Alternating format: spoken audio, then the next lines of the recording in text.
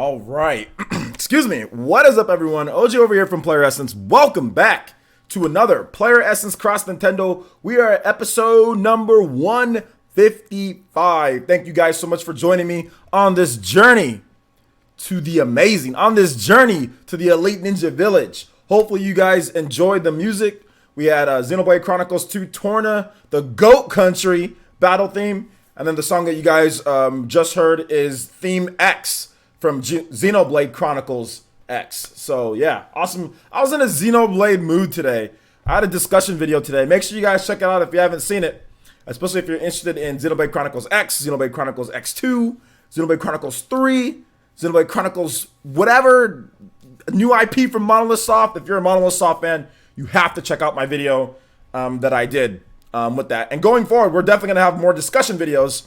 And also, what should you buy? And I'm kind of whittling down what you guys actually want to watch on this channel through the views and everything like that. And it kind of seems to me there's a clear path of what you guys actually want to watch and what you guys don't want to watch. So I'm definitely figuring that out. So look forward to next week being a little bit cleaner on the channel, probably topics that you guys are more interested in, because I'm finally figuring out kind of what you guys want to watch on the channel through the analytics, which is ridiculous because I've been running this channel for a while. But anyway, whatever. That's beside the point. That's my fault, not you guys' fault.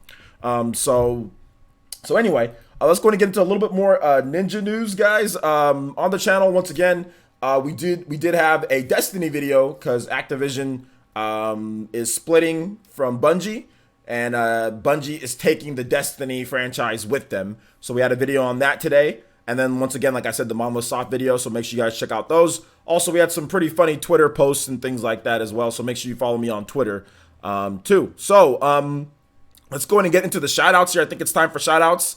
Thank you guys for all joining me. We already got 60 people in here, so that's pretty good. And we'll get more people in as we go through the night. And I do want to tell you guys, please hit that like button if you haven't already done so, and share the stream. Really helps new Ninja come into the village. Trying to get at least 3 to 4 subscriptions every time we live stream. I think that'd be a good goal to have. Maybe I'll put like a little bar somewhere or something like that. But anyway, yeah, the news videos with multiple topics, those ones will continue, but not everybody loves those as much as normal. Like the what should you buy videos, that one's doing really well. I've noticed that anytime that I've done that does really well. So expect some more comparisons and pseudo reviews of games too. So coming up next week, we got Travis Strikes Again, No More Heroes. So I'll be getting that. I do have New Super Mario Bros. U Deluxe. It's already, well, I started downloading it. It should be done. So I'll probably have like a Let's Play of that up tomorrow morning on the channel. That was a review code provided by Nintendo. So I will have that up. My Tales of Vesperia should be in the mail, I think, today or tomorrow. I should be getting that in the mail, so we'll have Tales of Vesperia on the Switch as well.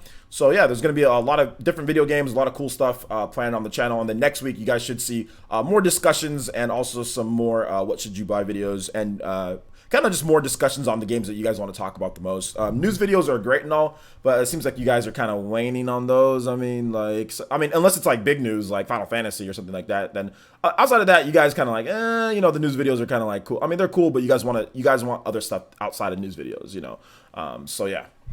Anyway, so let's go ahead and let's get into the shout outs here. I see a lot of you guys already here. A lot of you guys are saying what up. So I will go in and say what up to everybody. Twitch boys, I can see you too, so you guys can say hi as well.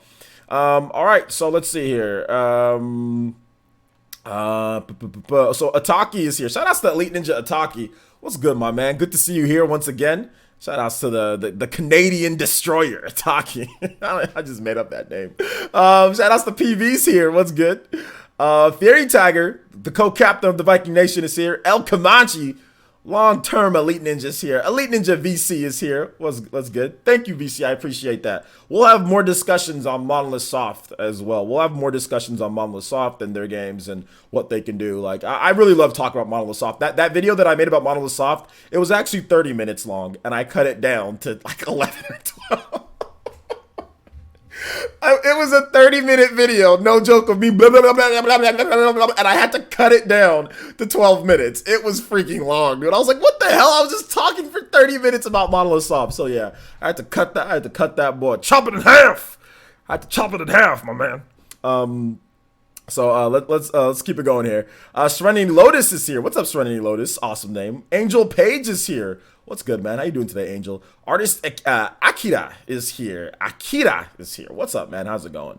I stream on Twitch. Yes, I do. Zeno, I do.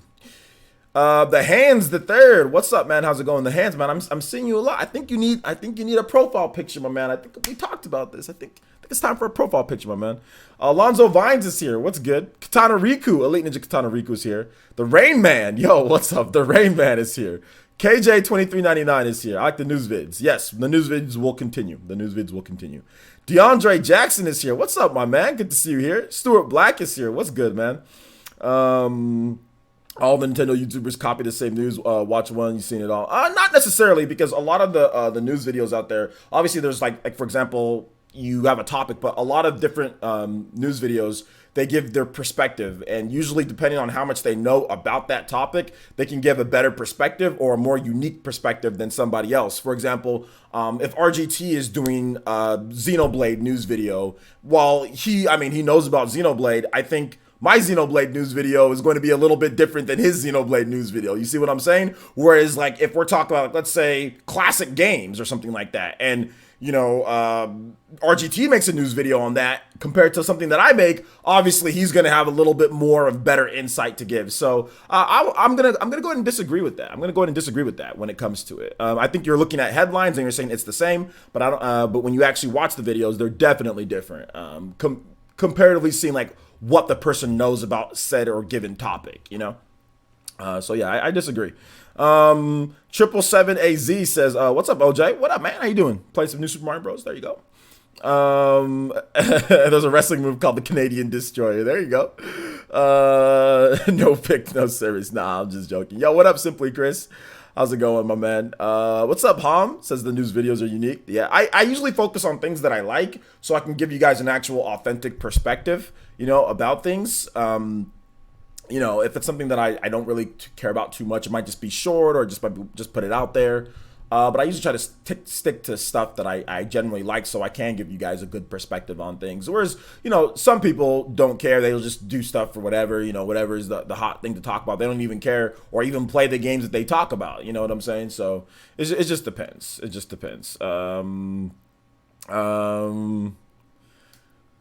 We Am Gamer is here. Yo, shout outs Jazzy. Jazzy N is here. What's good, Jazzy? Good to see you here, like always. Smash that like button. Thank you. K19 is here. What's good? Thanks for live streaming to make my workday quicker. Yo, shout outs K19. Thank you. I appreciate you being here, my man. Thank you. I appreciate that. Odalius is here. What's good, guys? What's good? Saint Zeno is here. What's good, man? Good to see you here. KJ2399 is here. Yeah, exactly. There's a general coverage of game releases, ports, and things like that. Whereas I kind of tilt more towards, Nintendo, Japanese RPGs, things like that. And I do more discussion videos too. That's the thing that I do a lot. Or at least I did. I don't know why I stopped doing those. Like, I sometimes I have no idea why I stopped doing like the Xenoblade video. Like stuff like that. Oh, I know why. It's because Nintendo's copywriting stuff. That's the reason why I stopped doing those. It was impossible to use footage. It would just be static images the whole time. So that's the reason why if I wanted to talk about certain games, it was tough because Nintendo would claim everything. But now that they don't claim everything, I can do those more often now. Okay, now that makes sense.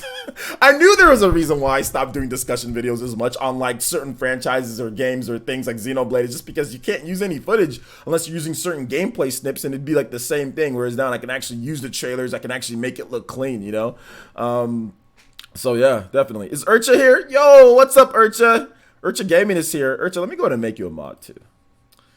Thank you for being here, Urcha. I appreciate it. Urcha, when you get the opportunity, I made you a mod, so link your channel so everybody can check out your channel. Urcha's awesome. She's an amazing YouTube content creator. Always subscribe to great female content creators, especially great female content creators that do Nintendo content too. You got to subscribe to them. So definitely support your girl, Urcha. Let's see. Who else is here? KJ Dank Meme Center is here. What's good? Jaquan Evans is here. What's up, my man? Urameshi's here. Yo, we got the squad rolling up today, man. My many men. women, everybody. Omari A, what's good? I've already answered that question. I've already made multiple videos on that topic, my man. Hold on to that question, and I'll answer it fully at the end. I even opened up by saying I got Tales of Vesperia, but I mean, I've talked about Tales of Vesperia on this channel multiple times in multiple videos. I mean, so you asking me questions about Tales of Vesperia just kind of shows that you're not watching the videos, because I've literally talked about this game so many times on this channel. Like, I've got videos headlined with Tales of Vesperia. I've talked about it. Why I've even said multiple times it's my favorite Tales game of all time. You know, so I mean, make sure if you don't. If you want to know my general idea, like my basic thought process on any game, guys, just watch the videos on the channel. I mean, I do a lot of them. They're all there. Like, I've made like at least like 10 videos on Tales of Vesperia, like in the past like month and a half to 2 months. So I mean, it's all there for you guys. So yeah. Let's see here. Urcha's gonna link her channel. So she'll put a link. Shout outs to Ashoka Tano with the $1.99 donation, becoming the top stream ninja.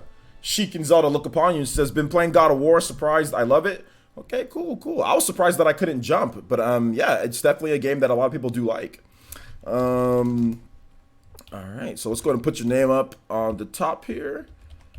Shoka Tano. All right, thank you for the $1.99 donation. I really do appreciate that. Really do appreciate that.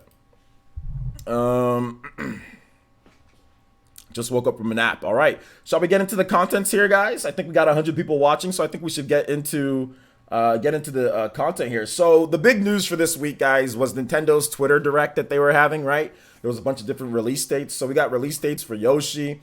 We got an announcement and a release date for Dragon's Dogma.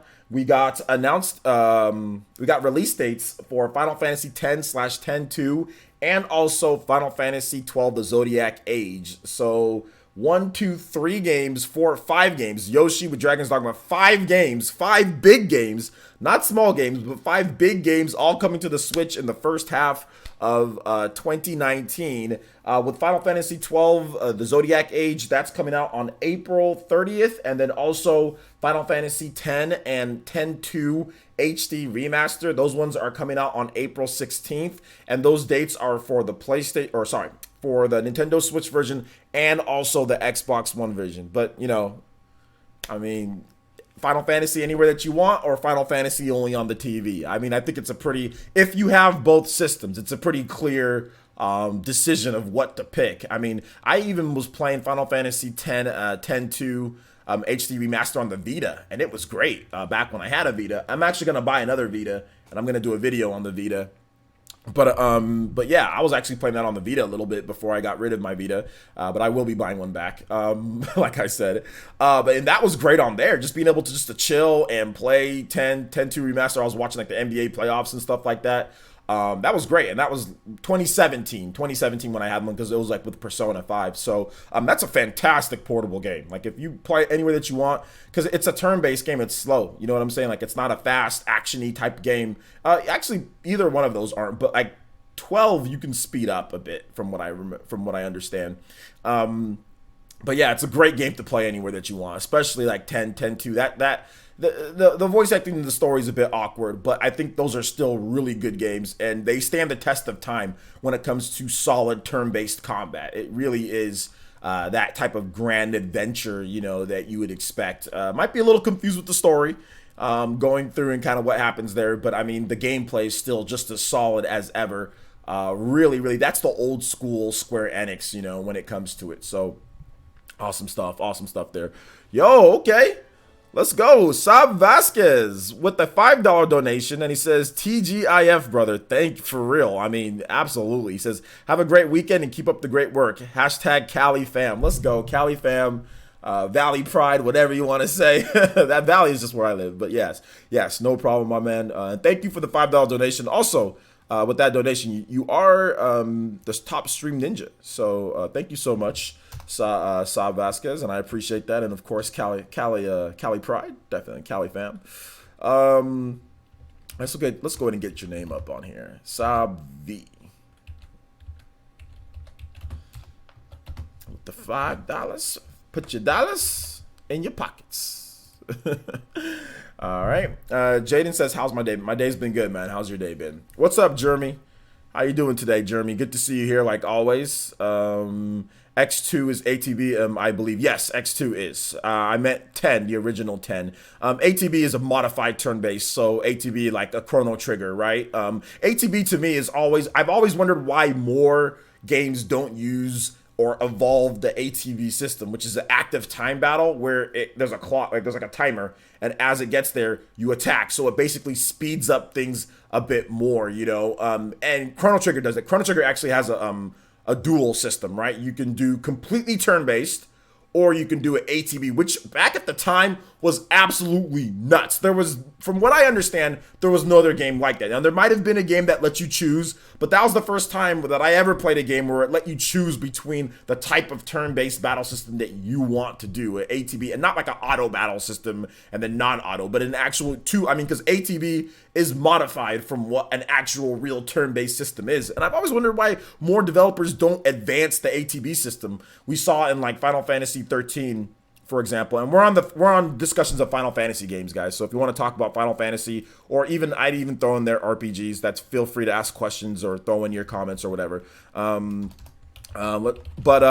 always wondered why more wasn't done with Final Fantasy 13, because Final Fantasy 13 has an evolution of an ATB system, which is it was a segmented ATB system, whereas there's different parts that load up, and then you can do different attacks based on those bars. So like, let's say the ATB goes up or whatever, you have 3 different ones, you pick your different attacks, and then you do different like magics spells to do combinations. And I always wondered why more developers didn't evolve the ATB and evolve what Final Fantasy 13 did and kind of mix it into some like Chrono Trigger Final Fantasy 13 and mix it into some type of weird mix of that. I mean, we haven't really seen that too much. I mean, I would have figured that like a game like Persona would do something like that, but it never did. Persona's just straight up turn-based.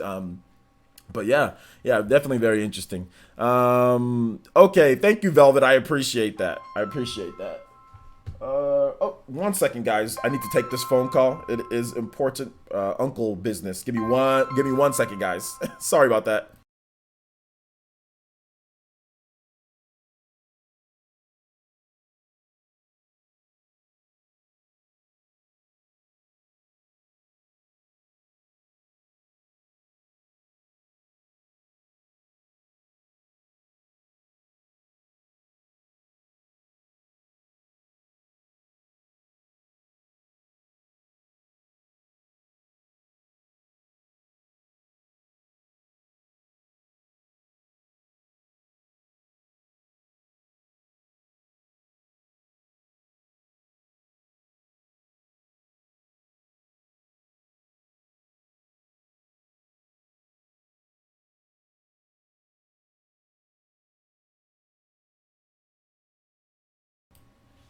sorry about that, guys. Sorry about that. I have to pick up my mom. My mom's coming back into the country tonight, so I have to go pick her up later tonight. But we're good for right now. Anyway, sorry about that.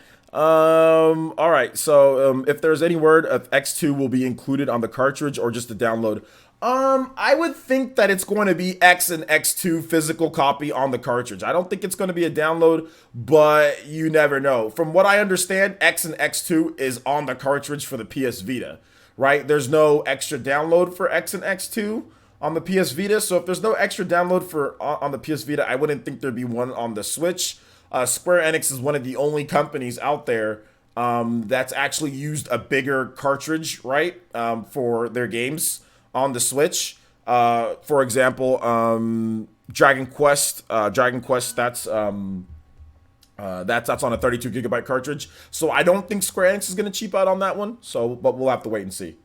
We'll have to wait and see. Send love to Mama Essence. Yes, definitely. Mama Essence loves you guys, by the way. Last year when I had my little birthday party thingy, like live stream, which we will do again this year, we're gonna have a huge stream this year with user matches. We're gonna have dedicated players across. Like it's gonna be huge for my birthday this year. I'll be streaming with you guys. Yeah, last year, if you guys want to look that up, my mom came through. Yeah, she loves you guys, so definitely she sends the love back. Let's see here. About the Xbox One question, please disregard that. Okay, I'll disregard that. X2 is a download on the Vita. Okay, X2 is a download on the Vita. Okay, that's unfortunate. That's unfortunate. We don't know if that's going to be the same thing for the Switch, though, so we're going to have to wait and see. Yes, Mama Essence did predict Mario 2. Is Mario 2 coming? I don't remember. Is Mario 2 coming to the Nintendo thing? Did they announce that yet? Is that confirmed? I got to tell my mom about that. Yeah, so... okay, so you guys think that X2 is going to be a digital download on the Switch? Okay, well, we need to see the file size and all that first. So, we need to see that first before we say what it's going to be. Super Mario 3D. No, she predicts. My mom predicted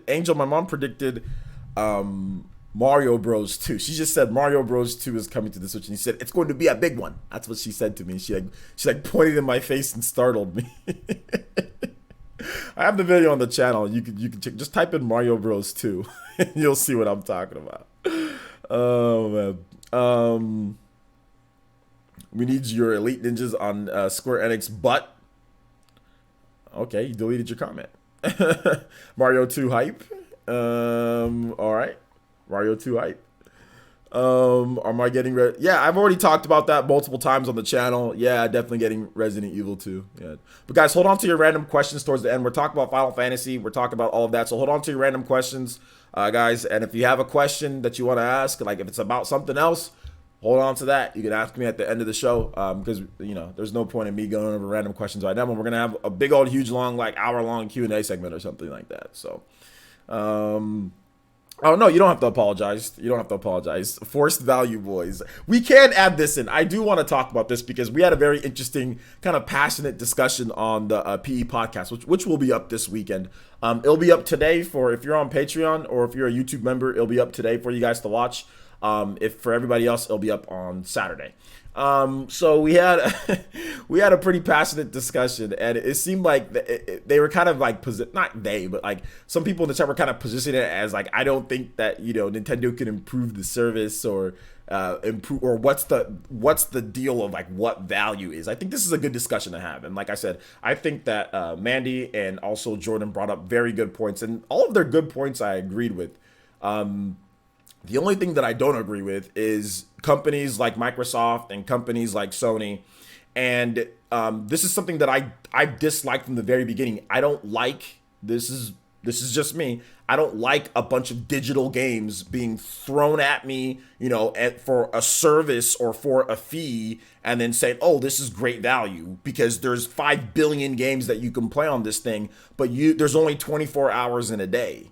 And you can't play all those games. There's no way. They can throw 5 gazillion games at you, and you can't play all those games. So $180 a year, if you add in that you have to pay $60, because a lot of these games that they give you, there's online multiplayer in them, right? So if you can get any Microsoft first party, well, most Microsoft first party games are Xbox Live. You need to pay for the multiplayer, So it's $180 a year to take true advantage of the Games Pass, and it's all digital. So before you know it, your hard drive is full with a bunch of stuff, a bunch of crap of games that they just throw at you constantly. And to me, and I'll get that donation in just a bit, to me, that is the more forced value. Oh, well, this is very valuable, right? Look at all these games that I'm not going to play. You know what I'm saying? Like, you can sit there, and that's how they get consumers. They get you by throwing all this stuff at you, And then when you actually look and break down how much do you play compared to what you actually want to play, because Kingdom Hearts 3, Resident Evil 2 Remake, Tales of Vesperia, all these games that are coming out that you actually want to play, you're going to go to the store and buy. They're not going to be on Games Pass, okay? You're going to go to the store and buy them. So to me, that's more of fake and forced value than anything. I mean, I don't need all that crap. Give me the bare bones Xbox Live where I can play against other people for $20 or something like that, and I'd be more than happy to just pay for that than to pay for all this crap that they throw at you and tell you, look, value. When there's 24 hours in a day, you gotta sleep for 7 hours or 7 to 8 hours, right? 6 to 7 hours. You got to go to work. So other people work. If you work 8 hours a day, dude, that's 16 hours in the day gone right there. Well, you're going to play all these you can play all this crap that they give you, that they throw at you, that you're paying money for all the rest of your hours. You got family time, you've got to eat, you've got to do other stuff. I mean, might be shows that you watch on Netflix. How much time are you actually going to dedicate to playing all this crap that they give you and tell you it's great value while you're paying $180 a year for all this on top of the games that you actually want to play? No real adult has time for all these games, and there's nobody that I know that talks about Game Pass that actually plays all this trash that they give you. That's just everyone saying, oh, well, that person says it's a good idea, so then, oh yeah, it's a good idea. Then everybody just living in an echo chamber, you know what I'm saying? And this is exactly what I said I didn't want in 2013. You know, I don't want an all digital future. I don't want a game streaming crap. This is what Games Pass is. It's memberships. It's $200 a year. It's, you know, always online. This is what it is. And not everyone's saying, oh, well, I guess it's not so bad. No, I'm sticking to my guns. I don't want this crap. And I'm never gonna sit here and say that I want to pay $200 a year for games as a service. No, I'm never gonna sit there. I don't care how many games they can throw, every game, first party game. I'm never gonna sit here and say that I want that. That's what I want. I'm never gonna do it. So I've stuck to that since 2013, and I'm not gonna back away now because everybody thinks Games Pass is something that's just amazing for everybody. No, screw that. I'm not paying $180 a year for that crap. No, no, it's all digital. It fills up your hard drive and you're never going to play all those games. That's it's weird, fake force value that you're not going to take advantage of when you need to play Resident Evil 2, when you need to play Xenoblade, when you need to play the actual games that you want to play that don't come on that service. Like, get out of here with that. Anyway, shout out to Sam Vasquez with a $5 donation through Super Chat. It says, and thanks for suggesting Fox to versus my cousin in Smash. I finally beat him. Luigi was getting on my damn nerves.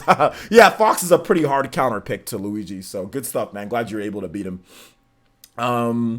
All right, take it easy, Jeremy. Yeah, just to let you know, if you're taking off, yeah, I'm buying Resident Evil 2 Remake. Yeah, I'm buying Resident Evil 2 Remake. So, yeah. The last time Xbox Live was good. I'll take you guys' thoughts on this one here. I mean, and if you guys disagree with me, feel free. I don't have a problem with you guys disagreeing. But if you go all the way back and look at a video that I made in 2013, I said the same thing and a lot of the same stuff that I'm saying now. I don't want always online. I don't want DRM. I don't want digital streaming games. That's something that I'll never want. And I'm not going to sit here and say just because everybody else says Games Pass is the greatest thing since sliced freaking bread, I'm not going to sit there and be like, and just agree with them when it goes against what everybody was saying in 2013, you know, but whatever.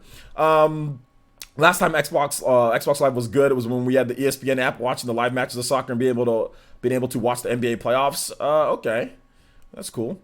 But you can say that about a Netflix subscription show so little time, or the eShop is getting bigger and inevitably, it's fine in theory, but it shouldn't devalue the games by making them free. Well, I mean, the difference between Netflix and all stuff like that, the amount of time it takes when it comes to Netflix and the investment is completely different than a video game, right? So you can watch shows like a Forensic Files and all that. I've watched the whole thing of Forensic Files. You know what I'm saying? Like every single freaking episode of Forensic Files that they have on there. And that's a lot of time, right? But I've watched way more Forensic Files than I've actually beat the video games that I would get on this service. There's no way you're going to beat all those. There's like hundreds of episodes of Forensic Files. You can watch all of those hundreds of episodes and there's no way you're going to beat all of those games because Forensic Files is only 30 minutes long or whatever, you know? So the time investment for like a Netflix compared to a games as a service is completely different. And on top of that, I don't buy other stuff on top of my Netflix subscription service. I know some people go to the movies, but I don't do that. You know what I'm saying? Like I don't go to the movies and spend extra money on movies and entertainment. I just have that. Whereas with video games, you would have to continue to buy what you actually want to play on top of all the crap that they give you. With me, I just have my Netflix. I don't even have it. It was actually a girl that I used to date. She put it on there and she has, and it's still there. You know, so I don't even pay for it. I have Amazon Prime, and I only have Amazon Prime is because I buy tech for my website, and that gives you all the shows and all that. So that's what I watch. I just wait for movies to go on Amazon Prime. I don't go out to the movie theaters and watch them. I don't go out and buy the Blu-rays and all that stuff. You know why? Because it'll probably end up on Amazon Prime at some point, and I'll just wait. You know what I'm saying? So that's my thought process. You know, that's my thought process on it. I think it's a little bit different when movies and shows and stuff like that. So yeah. We just want more Nintendo Classics. Absolutely, I agree. I agree that there definitely should more Nintendo Classics should be coming every single month. I agree. That's something that I agreed with them. Absolutely. Shadow King says, player, since the current online service for Nintendo, in my opinion, isn't worth $20 because you do have to work because there are no dedicated servers. At best, it's worth $10. There's no dedicated servers on a lot of different places, just to let you know. Dedicated servers aren't, you don't pay Xbox Live and PSN. A lot of those are peer-to-peer as well. And they're not dedicated servers either. You're not paying, like there's no, I'm paying this for dedicated servers. That's just a stupid thing that people say online. And dedicated servers, you don't get dedicated servers on every single game with the $60 that you spend on PSN or on Xbox Live. So I don't know why you were expecting dedicated servers for $20. And I don't know why you're expecting $10. That would be literally, if it was $10, that would be like less than like $1 a month.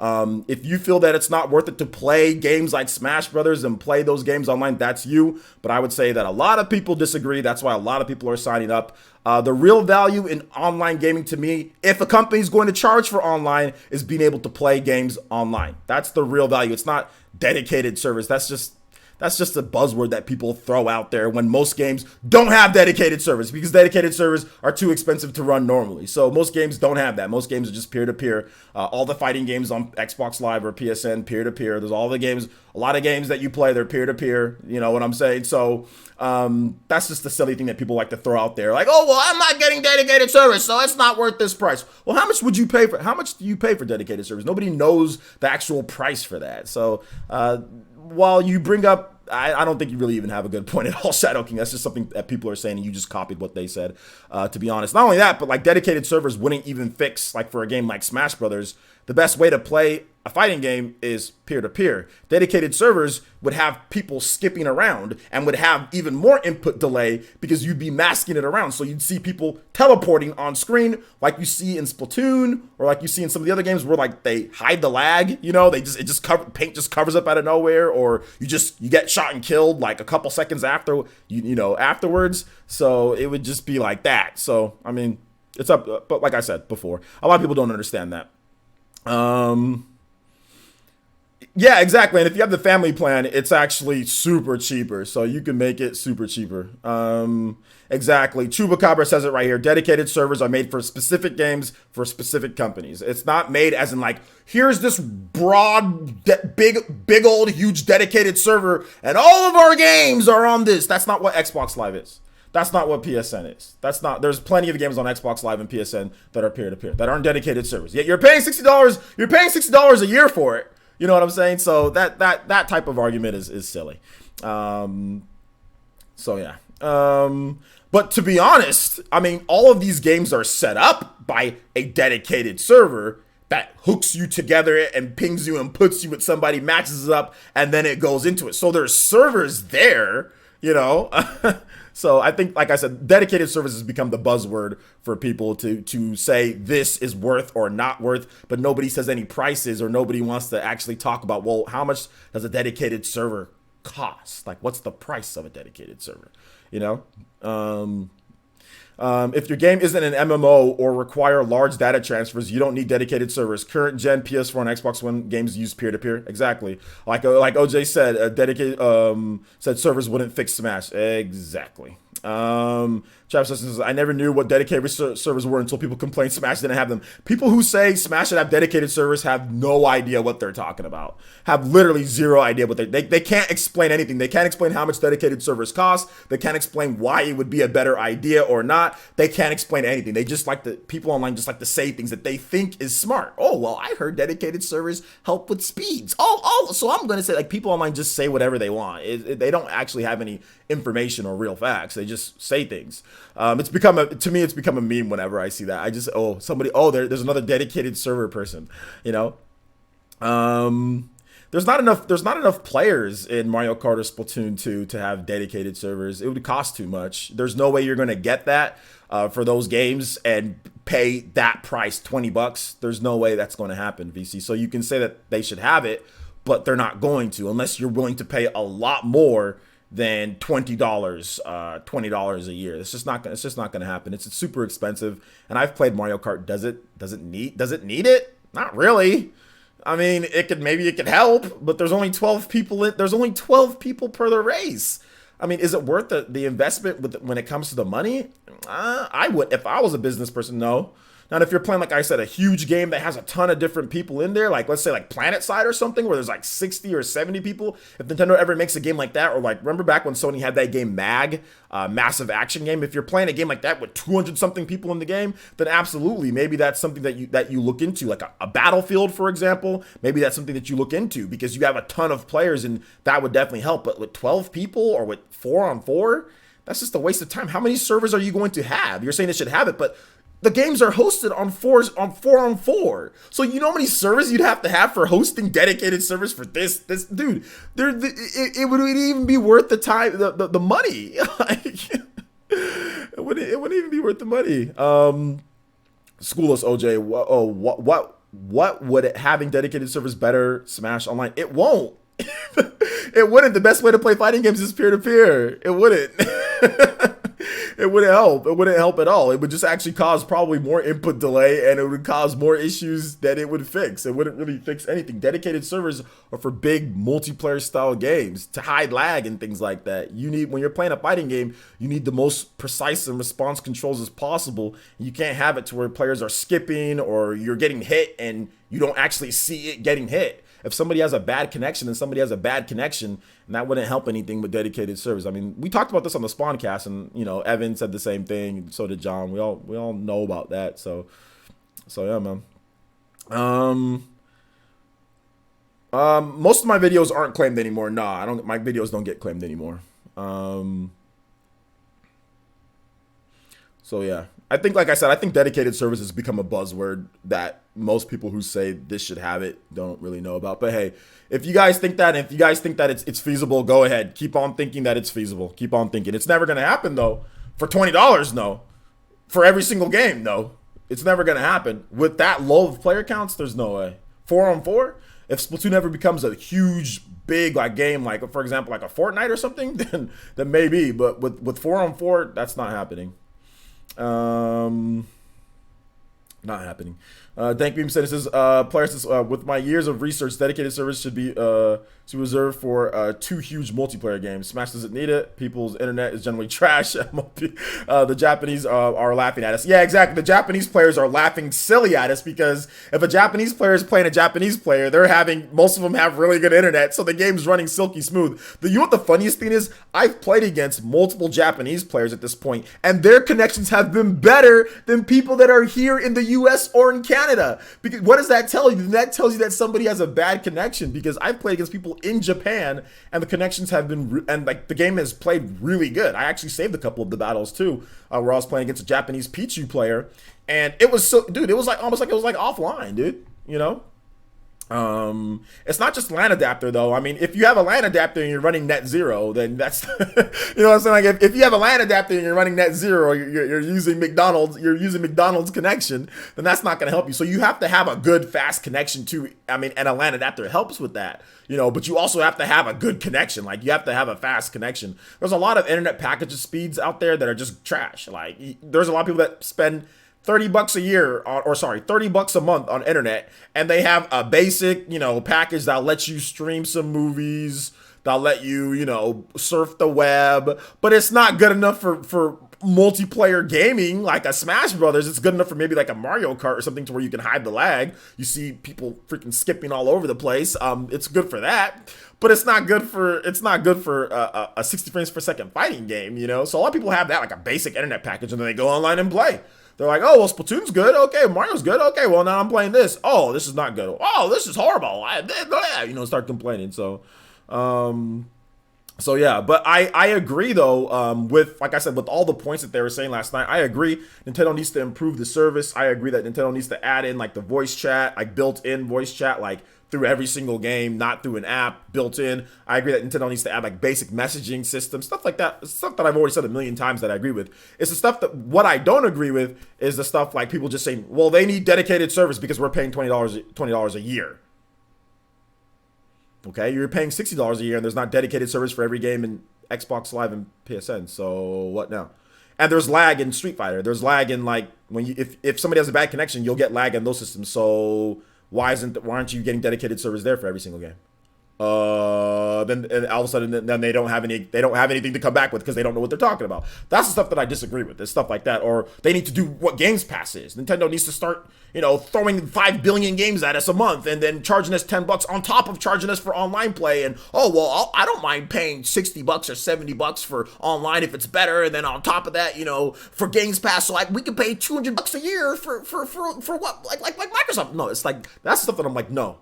Keep that all digital, gaming, like all digital streaming trash. Like, stay away from that crap. I do not want that to be a focus at Nintendo, is doing Microsoft stuff. Like, that's what Microsoft does. Let them do their Games Pass, their crappy Sea of Thieves or whatever, giving away let them do that crap. You know what I'm saying? Like, that's something for them to do. I don't want Nintendo to start introducing $200 packages of digital games. You get this game for this. Like, I don't want that digital crap. And I've always said that has nothing to do with anything. It's the same thing that I said back in 2013 with the Xbox. I don't want that trash. Like, I don't like it. And I'm always going to say that. I don't care if the future is heading towards a digital future or whatever. I don't care. I've never wanted that. And I'm not going to sit here and say that it's good now because other people like digital, like are all about digital, and because you're forced to say that all of this stuff is great because every YouTuber says Games Pass is the greatest thing ever, right? While not playing any of those games, while not showcasing any of those games, while not actually beating any of those games. They'll all tell you that Games Pass is amazing, yet they have no footage of Games Pass games on their channel. Zero footage. Every now and then you'll see a game, here or there. You got all these people talking about how great Games Pass is, and none of them play any of these Games Pass games on their freaking channel. So, okay, it's amazing. Everybody's playing Games Pass. Zero footage, zero gameplay, zero anything of this crap. Aron says, pay $60 to Nintendo and your internet connection will magically become flawless. Yeah, exactly. Jason says, I still get lag on Titanfall 2 in games on dedicated servers. Yeah, you're gonna get it. They're throwing 5 billion games at us. Just look at the shovelware on the Switch eShop. Yeah, but that's not something that we pay. Like, you don't have to pay for that though. I'm not talking about having a bunch of games thrown at us that you have to pay for. I'm talking about a bunch of games that's like some type of service, you know what I'm saying? That's in there, that's like 100, because like Games Pass is $120 a month.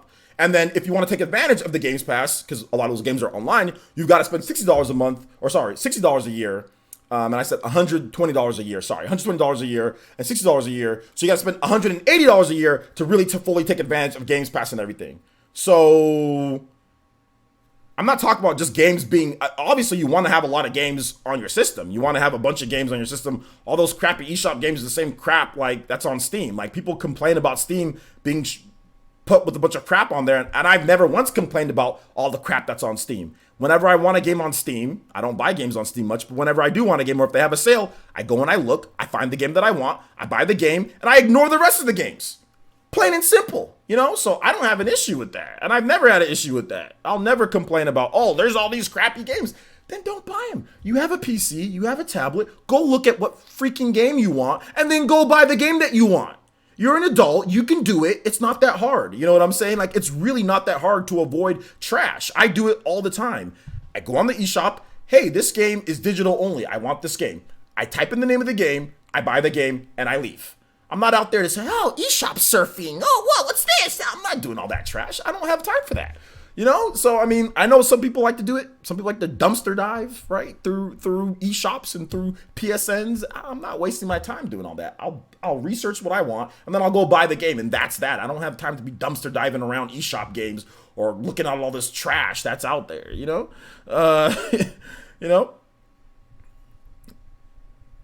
Even if you're younger than 16, they've got tablets. They've got smartphones. They can look up what they want too. It's no different. When I was 16, I do the same thing. They can look up what they want, then they go buy it. Just back then, we didn't have digital storefronts like that. When I was 16, I didn't have a tablet or anything like that, but I had the internet. So I type in, I look at reviews of the games, and then I'd say, okay, well, mom, can you please take me to the game store so I can go buy this game that I want? I didn't look, I mean, there was used games, there was a bunch of trash at GameStop. I would just be like, no, this is the game that I want. I go buy the game and then I leave. I don't hang around GameStop all day, you know, when I was like 16, 17 and all that. I mean, there was a game store that I used to hang around at, but that's because I was playing games. Like I was testing out games and seeing what games that I wanted from the magazines, you know? So I've always been that way. And I know some people aren't, but that, you know, that's that. So,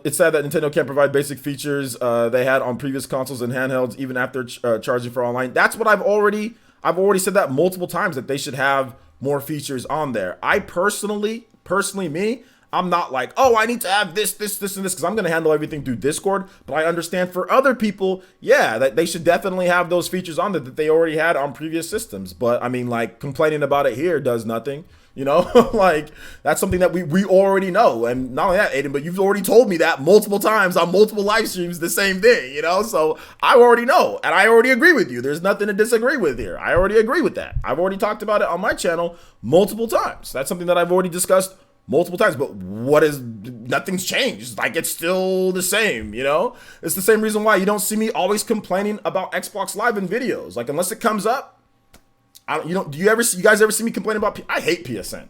I can't stand PSN. I have two PS4s. I have a PS4 Pro and a PS4. I can't stand PSN. I can't stand it. I can't stand that service. I used to have it. I used to purchase it. I can't stand it. Do you guys see me making hit pieces on PSN every single time? No. All I did is not buy it. Don't buy it. But I really do hate PSN. Like, I really do hate PSN. I think it's overpriced, and the games that they give you are trash. So yeah. Kid Matata says, persons, you think Nintendo will add more stuff, more games, voice chat themes, and features for more on the online service? I'd always think that they would, but man, since they still haven't added it yet, when are they going to add it? We're going into the second year of the Switch, right? And it's still not there. So what's the holdup? So are they ever going to add it? I don't know. I mean, that would be great if they did, but I don't know if they will. Like, maybe themes, yeah. But I don't know if they will add the other stuff. We'll have to wait and see.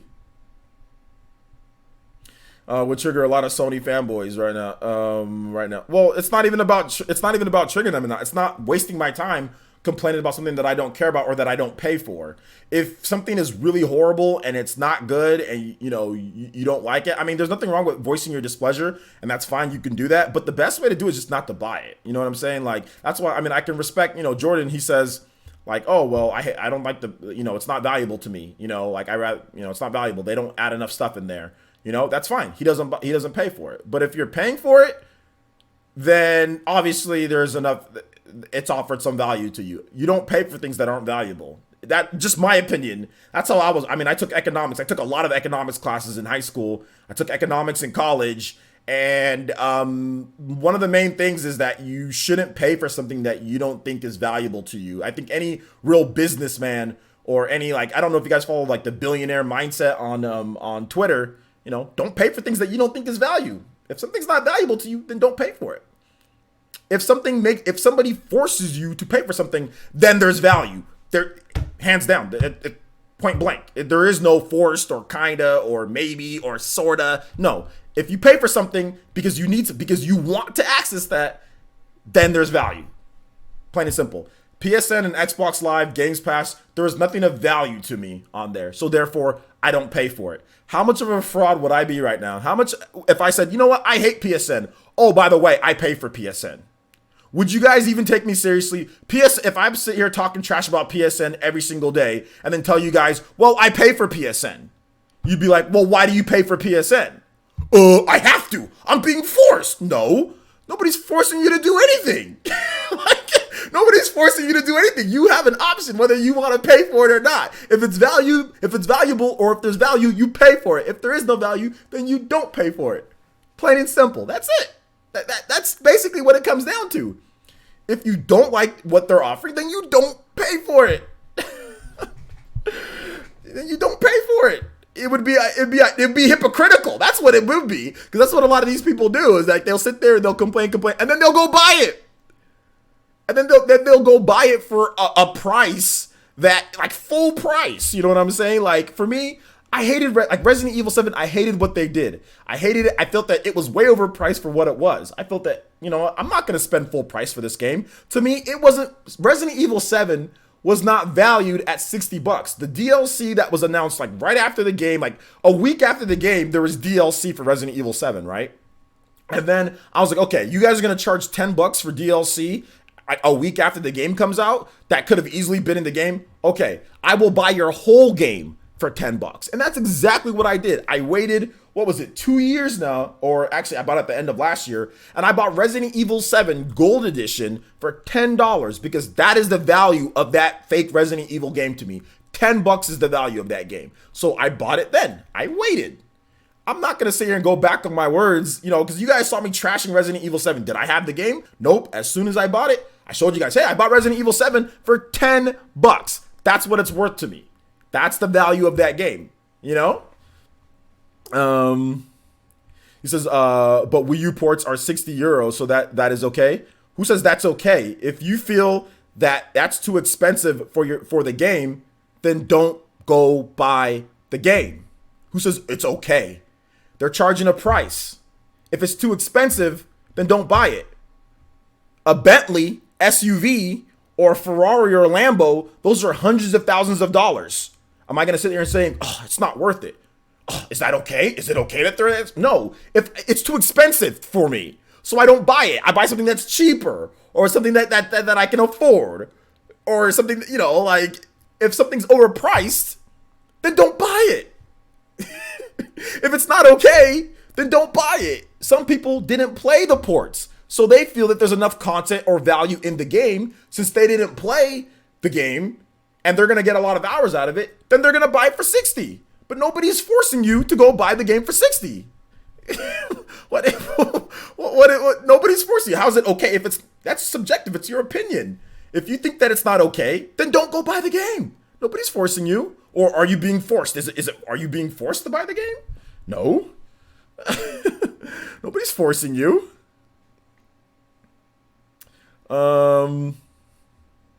Said nobody's forcing you to do anything. Don't buy it, and the market dictates the price. If something is overpriced, then it won't sell, and then therefore the price goes down. Here's a perfect example of that. Sushi Striker. A lot of people said Sushi Striker is not worth $50. People didn't go out and buy Sushi Striker, a first-party Nintendo IP, okay? Nobody bought the game. Guess what? Price goes down. You guys see that game that's right over there, right there? Star Fox Zero? Star Fox Zero came out on the Wii U. People said, this is not the game that we wanted. I didn't buy the game at launch. I'm like, no, I don't think the game is worth this. What happened to Star Fox Wii U?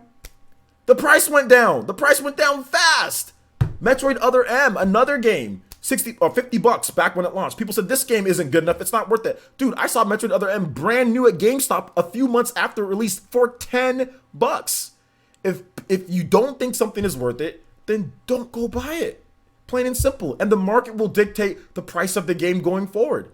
That's how it's always worked, whether it's first-party Nintendo IPs or third-party games. It just happens fewer times with Nintendo IPs than it happens with other games, but it's happened with Nintendo IPs before. So that's just how it is. Don't try to sit there. I mean, a lot of people like to point fingers at YouTube content creators or point fingers at Nintendo or point fingers at other people. The market dictates the price. If something's worth the price, then people will buy it. If it's not, then it's not. You know the reason why Lamborghinis are expensive? Because the market has decided that Lamborghinis can be that expensive. If nobody bought a Lambo for the price that it has, they would go out of business and they'd make cheaper models. But Lambos are the prices that Lambos are because people buy Lambos. Bentleys, SUVs, these expensive as butt cars are that expensive because the market has dictated that, yeah, they can be that price. It doesn't matter what industry you're in. Cars, movies, music, whatever the case is. That's how it is. The market will usually dictate the price. If something is overpriced, the market will dictate it. It's just how it is, man. He said, I bought Other M. Yeah. Oh yeah. And Animal Crossing Amiibo Festival is $10. Exactly. It's $10 because people said that it wasn't very good, you know, and that's what happened. You said, let's talk about how New Super Mario Bros. U Deluxe is actually worth $60. because you can actually play as the Blue Toad. Sarcasm. It still is a game not worth $60. So wait till a discount. It depends. It depends. If you're someone who didn't have a Wii U, which seems to be a lot of people, then it might be worth $60 to you. If you didn't play a game and they're offering a game that has all the content that it has, it's essentially 2 games into one, then it might be worth $60 to you. If you already played it, then it's not. It's subjective. It's not factual that it's not worth $60. That's your opinion that it's not worth that. For someone who didn't have a Wii U and it's still an HD game, they've upgraded to full HD, they've added in new content, they've put in an extra game in there because the Super Luigi U is actually in there as well. So for some people are thinking, that's a lot of different gameplay in there. Yeah, it's worth it for me for $60. I'll go out there and buy it because I'll spend time in it. Then for them, it's worth it. For you, maybe it's not because you already played the games or you feel for whatever reason, but that's not the same for everybody. That is subjective. That is subjective based on each individual person. Just like some people think that Games Pass is worth it, and then some people think, I feel that it's not. It's not that I'm right over them. It's that they think that it's worth it. And that's fine. They're not wrong on that opinion. There's no right or wrong with subjective values based on gaming. There could be somebody who thinks an hour-long game is worth it, right? If you let's just say the game, it costs $100, but it's the best hour of your life. Some people say it'll be worth it. Some people say it wouldn't be. There's people that spend money on all sorts of things that are worth it or not. It's really subjective. There is no right or wrong answer. Nintendo first-party games never go down in price permanently because people buy them at their original value. No, we just talked about Sushi Striker. We just talked about Metroid Other M. We just talked about actually various Star Fox for Wii U. I literally just named, Aiden, like 3 separate games. So if you're saying that, I said generally it happens less with Nintendo games. Yes, if that's what you're talking about, but never, no. I just named 3 games, and Sushi Striker is the most recent game. Animal Crossing Amiibo Festival is another first-party game. It really just depends. It depends on what the market dictates. If the game is crap and people think that it's not very good, then it'll go down in price, Even like a Xenoblade Chronicles X went down in price. Xenoblade Chronicles X sold really well for a short amount of time, and then sales fell off of a cliff. And then you started seeing it for $35 at Walmart. You started seeing it for even as low as $25 like Black Friday and things like that. So Xenoblade X actually went down in price a lot faster than what you would expect for that type of game back in like 2016 and stuff like that. So it happens before. It's just not as frequent as PS4 and Xbox One. It doesn't matter if it was not developed by them. It's still a Nintendo first party title. It's still a Nintendo first party IP and a Nintendo first party title. Super Smash Bros. Ultimate is not developed by Nintendo. It's published by Nintendo. But Sakurai and Bandai Namco make the game. Literally, it's in their offices. Like Bandai Namco, Masahiro Sakurai goes to Bandai Namco, goes to their offices, and the game is being made at Bandai Namco. But it's still a first-party game. It's still Nintendo. You know what I'm saying? So that doesn't matter. It's about the publishing and who Nintendo pays. Like a lot of these publishers that make games, they make it outside studio make the game. For example, Legend of Zelda Twilight Princess. That was Twilight Princess HD. That wasn't made by Nintendo. Like the HD version. That was made by, what was it, Straight Right or whatever that company is. I forgot what it is. That other company that made that game. That I think it's like an Australian company or something like that. I forgot the name of them, but they made that game. It's still Nintendo. It's still first party. So yeah. Exactly. Look at Codename Steam. There we go. Tantalus. Codename Steam. That game dropped in price very quick. And I've seen actually quite a number of 3DS games drop in price. So yeah. What big game is coming in February? I don't know. I haven't seen any. I don't know what big games are coming in February. Maybe we'll get a Nintendo Direct. Maybe talking about something like that. Maybe there isn't any big game in February. Maybe there's nothing. Maybe there's nothing at all. We got games in January. It's all good. I'm going to be busy with Kingdom Hearts 3. Yeah, I'm going to be busy with Kingdom Hearts 3 and also Resident Evil. The real Resident Evil 7 or Resident Evil 2. The Resident Evil 2. I'm going to be busy playing that and Kingdom Hearts 3. Pretty much, both of those games come out at the end of January. So I'll be playing those games into February. There's no way I'm beating those games in January. So I'll be playing those games into February too. So I'm actually good. I'm good. The Direct is dead. Monolith Soft helped out a little bit with some things, but not really. They weren't really involved in the actual nuts and bolts of the development of Smash. I don't know where that question came from though, but cart costs are a thing, but they've set terrible precedents on Switch. It's anti-consumer because the price of SD cards slash media is passed on to them.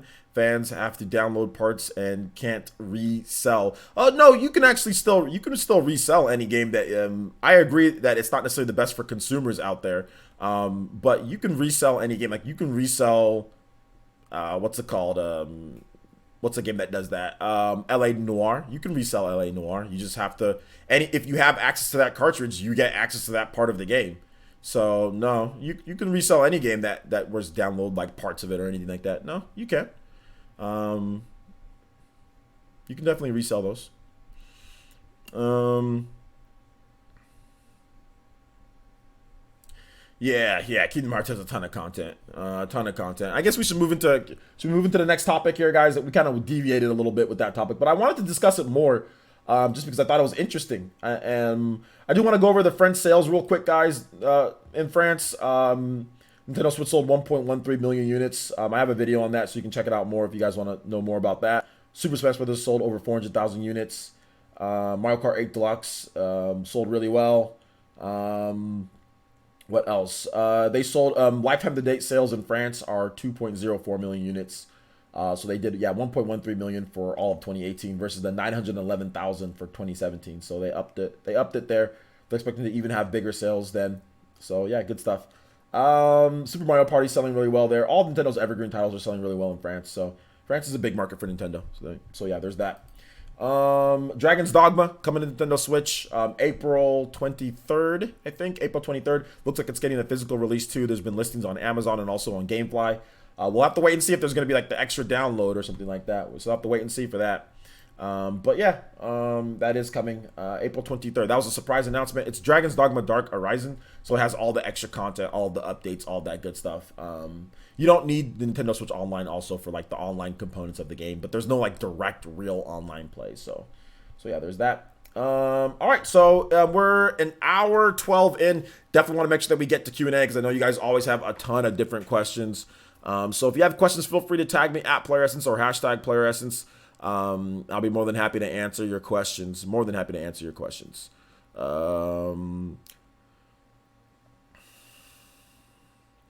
OJ, do you think Bayonetta 3 will have some online gameplay function like Bayonetta 2? I think it's possible, but I wouldn't bank on it.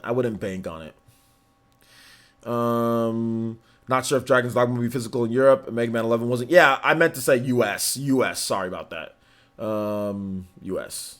VC says, Precious, do you think it's odd that New Super Mario Bros. Deluxe and Mario and Luigi Bowser's Inside Story both released today? No, those are on different systems.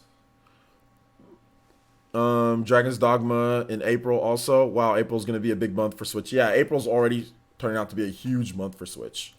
Yeah, it's going to be a big month. You think Final Fantasy 13 will make it over to the Switch? Maybe at some point. Maybe if 12 and the other ones do really well. How many Switches are a ton? More than 1 million for the year. in a country the size of France. That's really good. So yeah. He said you hope not for the Final Fantasy 13. Who's your main, OJ? Yeah. My main is Me Brawler now. That's my main in Smash Brothers. Me Brawler. We're gonna play some Smash Brothers tonight. I'm gonna go back online. I'm gonna get Corrin to Elite Smash, and then I want a Lab Cloud. So then we're gonna do some labbing with Cloud, and we'll do some sponsor battles tonight. So or I might be late tonight, guys, because I have to go pick up my mom by 7. So I mean, I might do 2 streams. I might do a stream, then go pick up my mom, and then do another stream. Me Brawler is OP. Yeah, exactly. He said I was weak when you said that your main was Goku. Yeah, exactly. My main was Goku. It's gonna be. I'm either just gonna say like a me person, or I'm gonna say Goku every single time. You know, every single time somebody asks me that question. So yeah.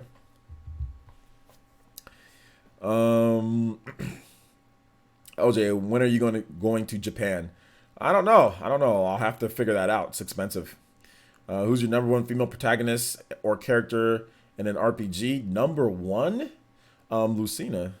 The Hands says, Parsons, what modern games will be remembered fondly decades later, like Mario 3 in your opinion? Yeah, that's a good question.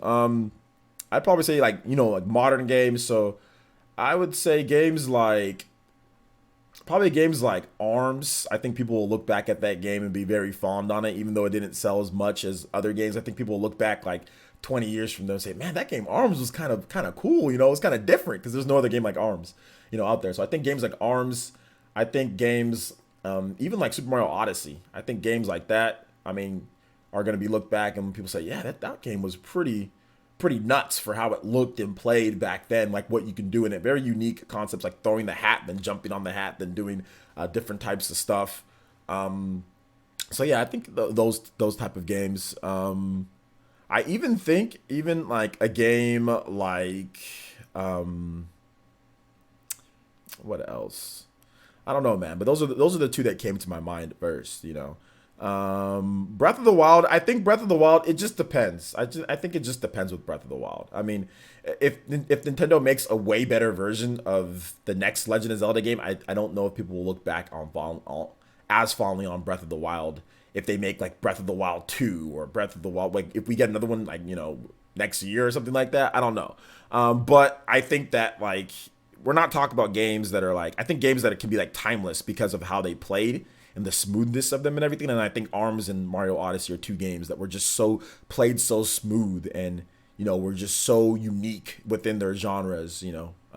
Breath of the Wild takes a lot of things that has been done before and just does things that Zelda's never done. But there's not really anything that's like super, super, super like, oh my gosh, completely innovative when it comes to game design. Now there's a lot of clever things that make it really awesome that they all put together. Like when it all comes together, yes, very unique, but nothing individually like a hunger system or like having to eat or climbing or things like that. There's just a lot of things that weren't in Zelda games before, and then they just kind of all put it together in a really nice package and surprised everybody. But like Mario Odyssey, and I think that especially Arms had things that like it was like, whoa, never seen that before, in this genre. So yeah. Breath of the Wild is incredible, though. I think I'll look back on it fondly. I know I will. I don't know if everybody will, though. Ashoka says, Players, do you think there will be a direct this month? Maybe. What's up, K-Switch? How you doing today, my man? T-Dude says, do you think Switch is much more popular than in France and the UK? Yes. Wasim Khan says, Players, what's your favorite Final Fantasy game? My favorite Final Fantasy game is probably Final Fantasy VI. Final Fantasy VI.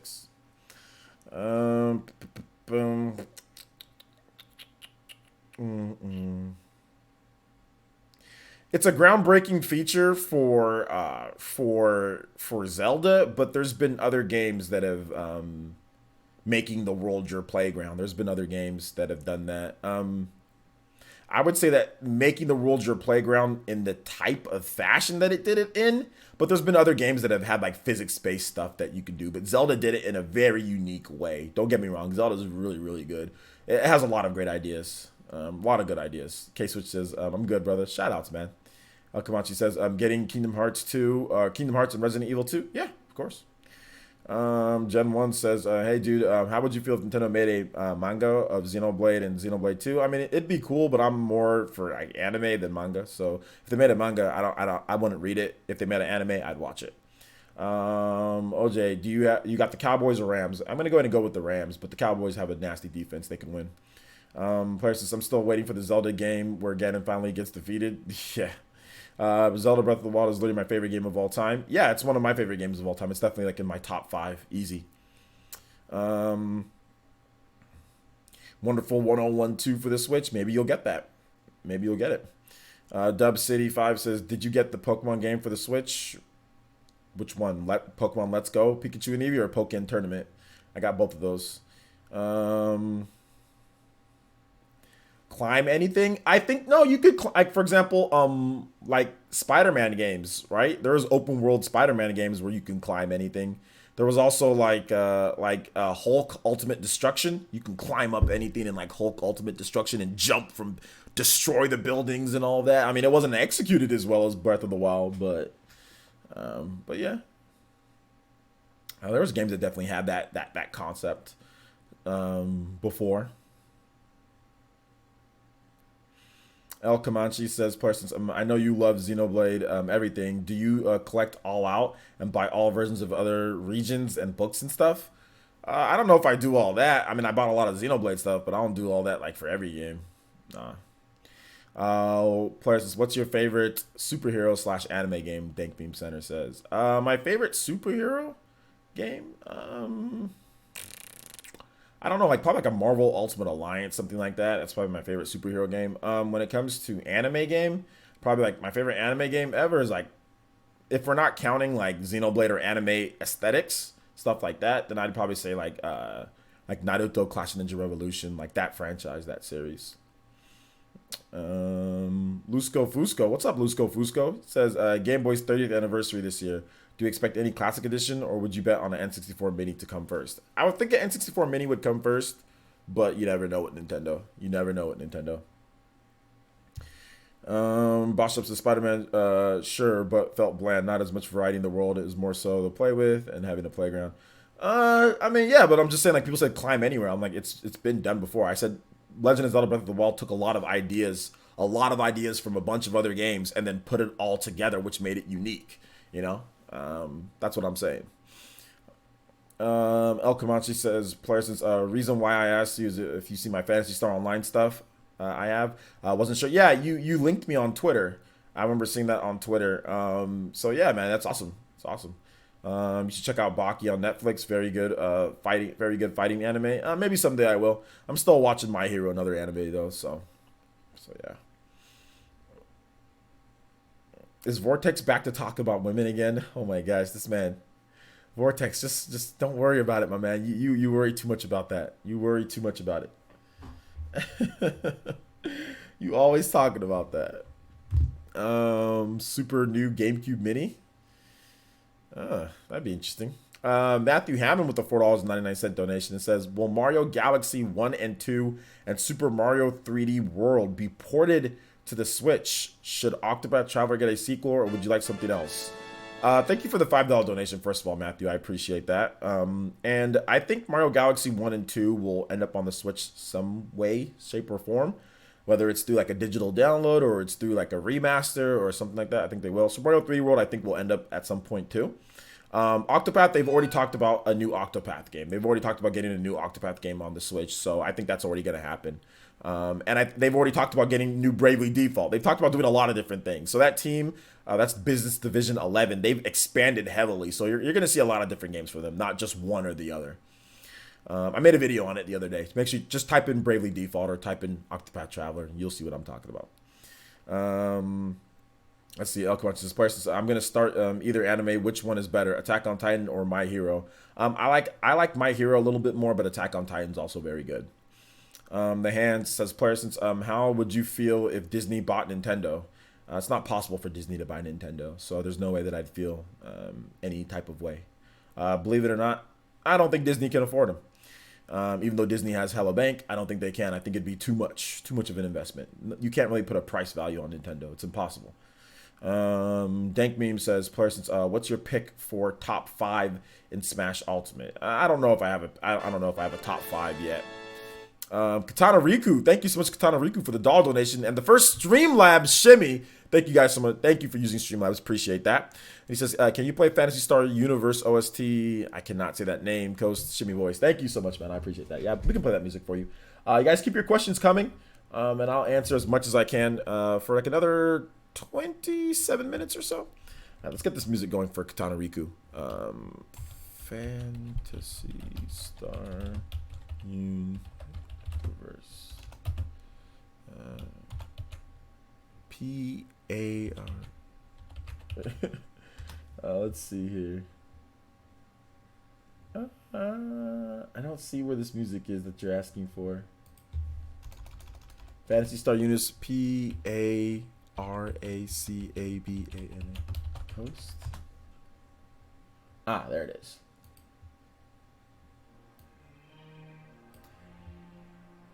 All right. You guys, it's going to start up pretty soon here. You guys let me know how it sounds, okay? If it's not loud enough, too loud. So I can hear it pretty well on mine, but I don't know how it is for you guys, so let me know. Did you also get cave blazers like RGT, Spawnwave, and every other prominent YouTuber or game tuber? No, I didn't get it because I looked at a video at it and it looks stupid. And it's a what's it called? It's a roguelike. I hate roguelike games. I'm done. I'm done with roguelike. I'm done. Will Tekken 7 come to Switch? No. Dawson31 says, Persis, do you think we'll get a January Nintendo Direct or will it be another month? Maybe. Maybe we'll, maybe we won't. Michael O'Brien says, how do you think Leaky Pandy is reliable? Or hold up, do you think Leaky Pandy is reliable on Twitter for rumors? They have an interesting tweet yesterday. They're somewhat. I said that. Yeah, they're somewhat reliable. Yeah, just depends. I'm broke, so I can't donate. But if OJ plays any Xenoblade Chronicles X music on his own, I would mind. Okay, maybe we will. Maybe we'll for tomorrow's stream. Music is fine. All right, thank you. You wouldn't mind. Okay. VC says, Parsons, is it bad? That's why I asked. Is what bad? Cave Blazers? I don't think it's bad. I don't think it's bad per se. I mean, I looked at the gameplay. I just don't like it's like an 8-bit, you know, roguelike.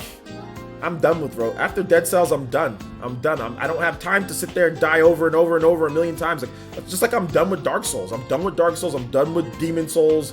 I'm done with all these Souls and roguelike and these weirdo games that make you restart everything. No, I'm done. That's for people who have no time to, you know, to invest into anything else. I can't be sitting there dying over and over again. It's not happening for me. I'm done. You're done. After Dead Cells, I'm never gonna play another rogue game again. Like, never gonna play another rogue game again. Yo, what's up, Abaddon? How's it going, my man? Good to see you here, like always. What's up? Dankbeam Center says, Places, have you played Black Desert Online? No. The Hand says, Places, what's the best controller for gaming in general? That's super subjective. I like the Pro controller, but there's lots of Xbox One controllers good. There's lots of good controllers, but that's just super subjective. There's no way I would know that. Boss Chop says, what makes Resident Evil series so good to someone new to it and where to start? I would start at Resident Evil 4, but I think what makes it so good is, like, I think the writing and the characters along with the gameplay, the intense and like the kind of like the light RPG elements, the upgrades, the set pieces. Resident Evil is just one of those. There's also nostalgia involved as well, but the story's good. You know, like it's like where the zombie game started. You know, that's the most popular, like, zombie type of games. That's where it all started. So people just have an affinity with Resident Evil, just like I do, you know. I really love the modern style Resident Evil games, so Resident Evil 4 and up. But screw Resident Evil 6 and screw Resident Evil 7, screw both of those games. But Resident Evil 4, Resident Evil 5, Resident Evil Revelations, screw Resident Evil Revelations 2, kinda. But my favorites are Resident Evil 4, Resident Evil 5, and Resident Evil Revelations. Those games are all really good. So yeah. Hold up. Do you think we'll see, Dub City says, do you think we'll see another Rockstar game on Switch? Yeah, I think so.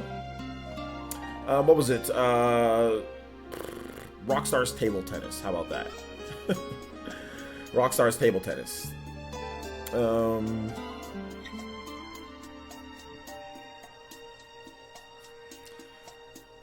Any other questions, guys? We still can answer questions for at least another 30 minutes or so. So feel free to let them rip. Or if you have comments on a video, or you want me to talk about a certain topic, feel free to let me know about a topic. Maybe if I missed a news article or something, let me know. Feel free, and I'll look up some stuff that we can talk about too if you guys can't think of anything.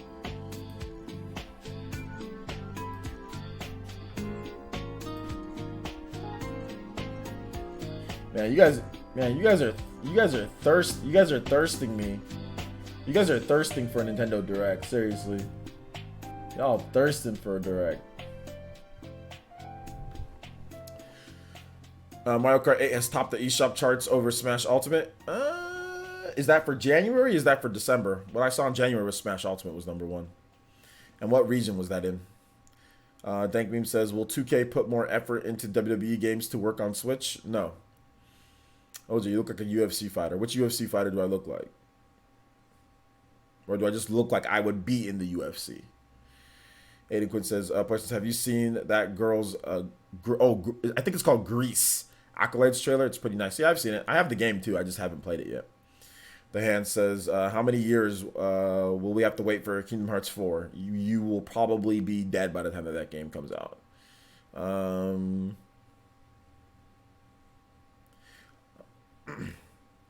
For right now in America, for right now, like, is that January?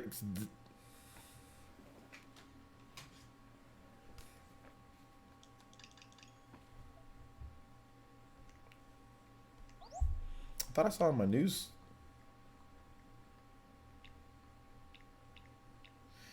Top 15 downloads for December. So this is what is this Europe or was okay, Nintendo. Okay, so in Europe, Smash is number one. In America, maybe Mario Kart's number one. Okay, yeah. So I was looking at the European news. So yeah, okay. So yeah, I mean, yeah, whatever. They're both selling a lot.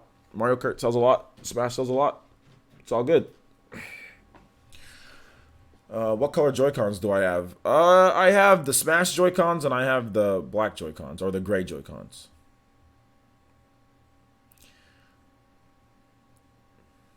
Nintendo posted new Super Mario Bros. U Deluxe commercial. Is this Nintendo Direct confirmation? Pretty much. Aiden. Clintman says, Parsons, do you think Phantasy Star Online 2 will ever come to the West without having to stream it? I don't think so. Yeah, I don't think so. Boss Shop says, Parsons, what do you think is going to be the big E3 game this year? People say Pokemon, but it doesn't seem big enough to have everyone hyped like Smash or Mario Odyssey, by the way. What are you, Boss Shop, what are you talking about? Pokemon is probably going to outsell both of those games that you just mentioned. Like, what are you talking about, dude? Pokemon is easily big enough to headline anything. Like, what do you, like, what? What? What? Like, what is...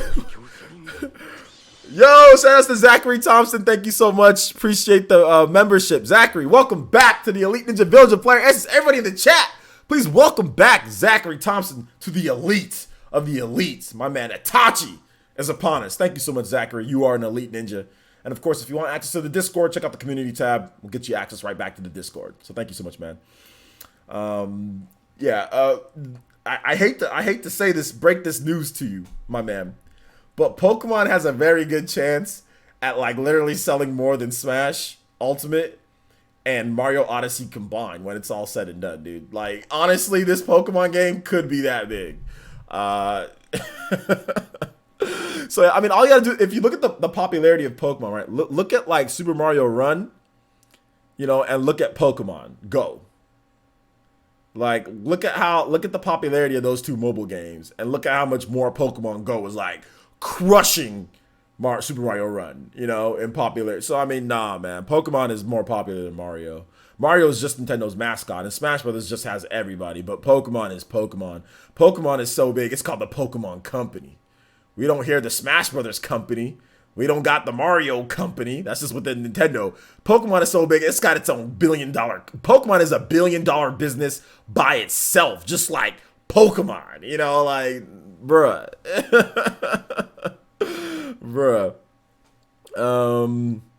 You said, bro, I love Pokemon, but unless they pull something huge, I can't see it being a big headline. Well, I mean, that's fine for you, Boss Chop, but your opinion doesn't beat facts. That's the thing, like, your opinion can be your opinion, and I get you. Maybe you don't think it's big, but Pokemon sells more than both of those franchises that you're talking about. Pokemon does better than them. There is still, to this day, there is not a Smash Brothers game, okay, that is sold more than the mainline Pokemon games. There is not, outside of I think maybe like the original Mario Bros. Or something like that, or Mario 3, all of the modern Mario games, none of them have sold up to what Pokemon games sell. You know what I'm saying? Modern Mario games, like Galaxy and all of that. So you can sit there and you can say, oh, well, it's not going to be as big. It's not going to be as big. But that is not the actual facts. You know what I'm saying? That is not the sales numbers. That is not the facts. You know what I'm saying? So you can say what you want, but the facts are not agreeing with what you're saying. That'd be like me saying, well, you know, I don't really think Smash Brothers is that big of a game for 2018. I think it's not that big of a game. Okay, that's my opinion. Fine. You think it's not that big of a game? Fine. But the facts say differently. You know what I'm saying? Like the facts are just different. Yes, it's a huge game. People are going to buy it. Pokemon is going to sell amazingly, and it's going to be a very big game and a very big headline. You know, Pokemon always demands that attention. So maybe not for you, but when the game is showed off and it is a showcase at E3 or whatever, it is going to be that main attraction. Whether you think it is or not, it's just, you will see. So, well, I mean, you can argue with me here, or you can disagree here, but I can guarantee you'll be wrong. You know, I can guarantee you that you will be wrong. If Pokemon is the big showcase and what they show off, I guarantee you that will be the big game. Everybody goes out and pre-orders, and it's going to just be a huge system seller and a big boon for Nintendo. Like, I've seen it time and time again. Like, I mean, with Pokemon, it's always like that with them. You know, always. So yeah, man. K-Switch says, do you think Kratos will be in Smash Brothers? No, Kratos is a Sony first-party character. Alonzo Vine says, New Super Mario Bros. Wii sold over 30 million. Yeah, that's classic Mario, and that's New Super Mario Bros. Wii. That is not really the modern Mario. We're talking like because he said Mario Odyssey.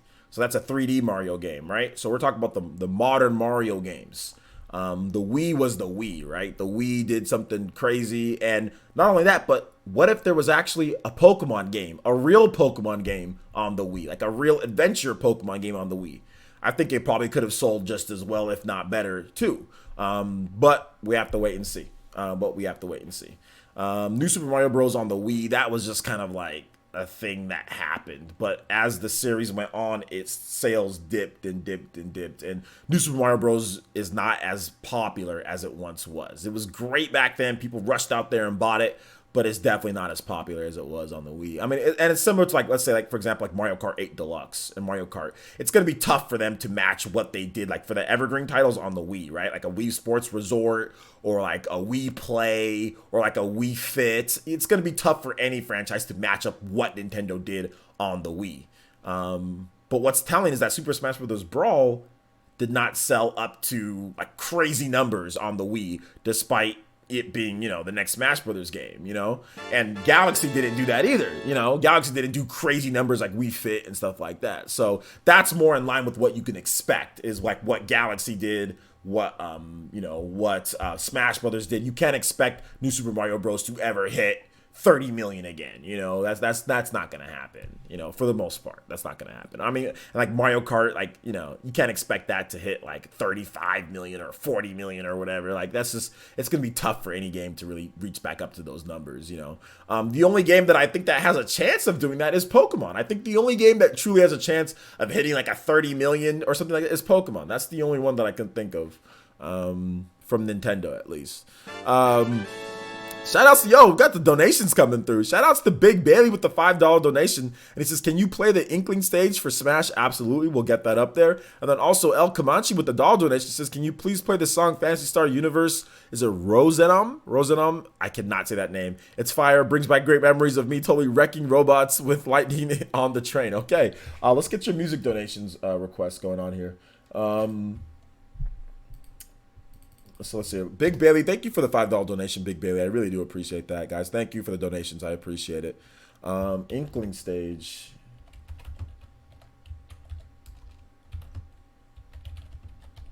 There's a lot of different music on the Inkling stage, though, right? So I don't know which one you want. I'm just gonna Bomb Rush Blush. There's a lot of different music, my man. So I'm just going to play one of them, the first one that pops up, and it's this one. So let me know how it sounds, guys, if it's too loud, not loud enough. All right. Take it easy, Avedon. Thanks for coming out to the stream. Omega Chase says, what do you think? It seems a bit loud on my end. Is it? Your choice and it sounds cool? Okay. Cool. What do you think of the rumored Final Fantasy VIIR character show off in April? I have no idea what that is. Alonzo Fies, you got me there. Yo, what? Yo! What is this? Christian Kunani busting out of nowhere, unlocking the Renengan. Let's go, man. Thank you so much. Wow. That was unexpected. This man came out of nowhere. Freaking Sasuke. Says, hey, OJ, how are you? I'm doing good. How are you? I'm doing good. Did not expect that today, my man. Jesus. Says, play any songs you like. Yeah, we'll play some songs, my man. We'll play some songs, definitely. Jesus. Christian, thank you, man. Christian, being a big supporter of the channel recently. Definitely the weekly top ninja. And definitely the top stream ninja as well. And also the stream boss. So that is called the trifecta here on Player Essence. When you're the top weekly ninja, top stream ninja, and also the boss, stream boss.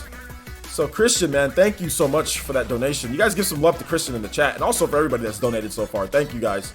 I really honestly do, from the bottom of my heart. I really do appreciate that. I never expect anything, but you guys are always so nice to me, and you know, and you guys always appreciate the content that I'm trying to do here. So thank you, man.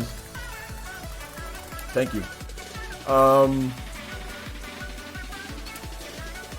Want to talk to me in Discord, Jeremy? Sure, you can talk to me in Discord. Or are you talking to Velvet? This community is fire. So much love, makes me feel good. Yeah, thank you guys so much. Omega Chase says, sorry, what do you think of the rumors going out of Square Enix presenting characters in April at a showcase for Final Fantasy, or of gameplay for Final Fantasy VII Remake? Oh, okay, that'd be cool. I'm down for more information on that game. Yeah. Yes, Christian is definitely elite. Let's see here. I'm gonna start to appreciate your tough love, fam. Just start to appreciate your tough love. Look, listen, guys. Listen. Let me tell you guys something about the channel here. And when I talk to you guys exactly how I talk to like friends, or I talk to something like when we have discussions, whether it be about sports or when I had friends outside of, you know, this stuff. You guys are my friends.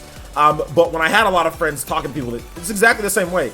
It was never any disrespect. It was never any, oh, I hate you at the end of the day. It was never any of that. It was people passionately talking about whatever they wanted to talk about, debate, whatever the case is. But at the end of the day, we're all still friends. We're all still here. Nothing changes because somebody agrees or disagrees, or say, no, I don't think so. If I put it down in a way where I shut something down, that doesn't mean you can't say the same to me. You know what I'm saying? And people have done that to me, and I'll just be like, all right, okay, that's what you think. That's your opinion, you know? So there's no hate. You know what I'm saying? Like, it's just how I talk normally. Like I said, if you guys want, I could not talk to you guys at all. You know, I could just, you know, just stream video games and look at the chat every single few seconds and answer like real quick questions and then go back to playing my game. Or I can just literally not stream and just make videos all day. Like, I can just do that. Like, I can just make videos and just SEO my butt off like a lot of other YouTubers do. And that's how they make extra revenue, is just doing really good SEO and search engine results and all this other junk that YouTube makes you do in order to get views and all that. I can just do that. But I choose to do it this way better. You know what I'm saying? Because I rather interact and connect with you guys and talk to you guys just like I talk to my friends. You know? If any of you guys ever meet me in real life, if there's a disagreement that we'll have, I swear I will talk exactly like I'm talking right now. I'm not fake or unauthentic. You know what I'm saying? I want to talk to you guys. And sometimes we're going to agree. Sometimes we're going to disagree. That's fine. It's really not that big of a deal. And if you come back here, you always get, like, you get to your play, right? Like, you get your attention. How many times have you guys asked, like, and I hate to go on these rants, but I always do it when people talk about, like, tough love and stuff like that and, like, what I do on the channel. How many times have you guys went to other YouTubers' streams and they don't answer any of your questions? How many times have you said something like, hey, what do you think about this? And it literally gets ignored every single time. Oh, my God! Yo! Our guy Christian with another 50... Bro! What is this? My man out here unlocking. This man's got the double. He's got two. What? He's got two Renegons. My man out here traveling dimensions. Yo, you guys give some love to Christian. Another $50 donation. Also, Blue Bolt with a $2 donation. Let me get the Blue Bolts first, and then Christian will get to yours. Blue Bolt says... $2 donation. He says, can you play World of Light from Smash Brothers Ultimate, or you can't play it? You can play the 101 Yuna's Ballad. Oh no, I can play World of Light. So we'll play that after. I have to play some other songs first. I have to play the Phantasy Star song. So thank you, Blue Bolt. Thank you so much for the $2 donation, man. Then also Christian Kunani with another $50 donation, unlocking the Renengan. It says, anytime. Hopefully I can become an Elite Ninja someday. As for now, donation is all I can do. Thanks for everything. You know. You're probably the most humble person in real life. Dude, that pays for like years of elite ninja. You're an elite ninja, my man. That pays for like years of membership right there, man. Because it's like $5 to be like an elite. So I mean, you just gave 100. So you're good, my man. You are definitely good. You're definitely good. If you DM me on Twitter, and we can if you want, we can definitely get you the Discord code and all that. I mean, that's a lot to be giving anybody, you know. So you don't have to apologize or say this is all I can do. That's plenty. That's plenty. That's plenty. All right. Have a nice nap, Velvet. That's plenty, my man. And thank you. I do not want to sound like I'm not appreciative for what you've done. Thank you. Hit me up on Twitter, Christian. I'd be more than happy to elevate your status, my man. So yeah, you're good. Thank you so much, Christian. Thank you. Yeah, Christian definitely coming through. Definitely coming through. Let's get some new music here, shall we, though, guys? We'll extend the stream. Christian, thank you so much. I appreciate that. We'll extend the stream. Shout outs to Christian's contributions. We'll definitely extend the stream a little bit because of that. Makes me want to stream more. Usually I have to work on videos, but man, like I'm gonna work on another video for you guys, but that definitely helps out. That really does help out. So we'll extend the stream for you guys. All right, so let's see here. I think you said Fantasy Star? Fantasy Star Universe. Is that the Xbox One game? Fantasy Star Rosenum. What's this? How do you spell it? Rozenom. Okay, Rosenum. Old Rosenum City? Rosenum Online Mill. I think it's this. Okay. Yo, oh, we got a new member too? Yo, what's good? Just Gamesville. Thank you so much for the membership, my man. Thank you so much. We've been dipping kind of on the memberships lately. What? This man is crazy. Yo, Just Gamesville. Thank you for the membership. But also Christian Kunani just did another $50 donation. Bro. Thank you so much, Christian. He says one more. Sorry, this isn't your day, Hokage. This isn't my day? What? Are you sure? What are you talking about? I think this is my day. I think you meant this is your day. No, but thank you, Christian. I appreciate it. Christian, you're the homie, my man. Hit me up on Twitter. Hit me up on Twitter. Please hit me up on Twitter. Thank you. Thank you so much, dude. Thank you. I do appreciate that. This man has a Renangon on his freaking elbow. Like, bow! Just like, you know, like, let's say he got his eye stolen. Just like, bam! Renangon right there, dude. Renangon out of his elbow, my man. How's the music sound, guys? Sound good? Too loud? Not loud enough? What's up, Anton Alvo? Yeah, Christian's got to get modded. Yeah, Christian's got to get modded.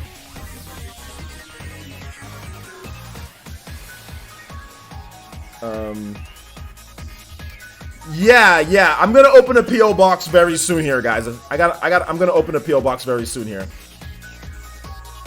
Please don't. Yeah, I know. Please not be that. Please.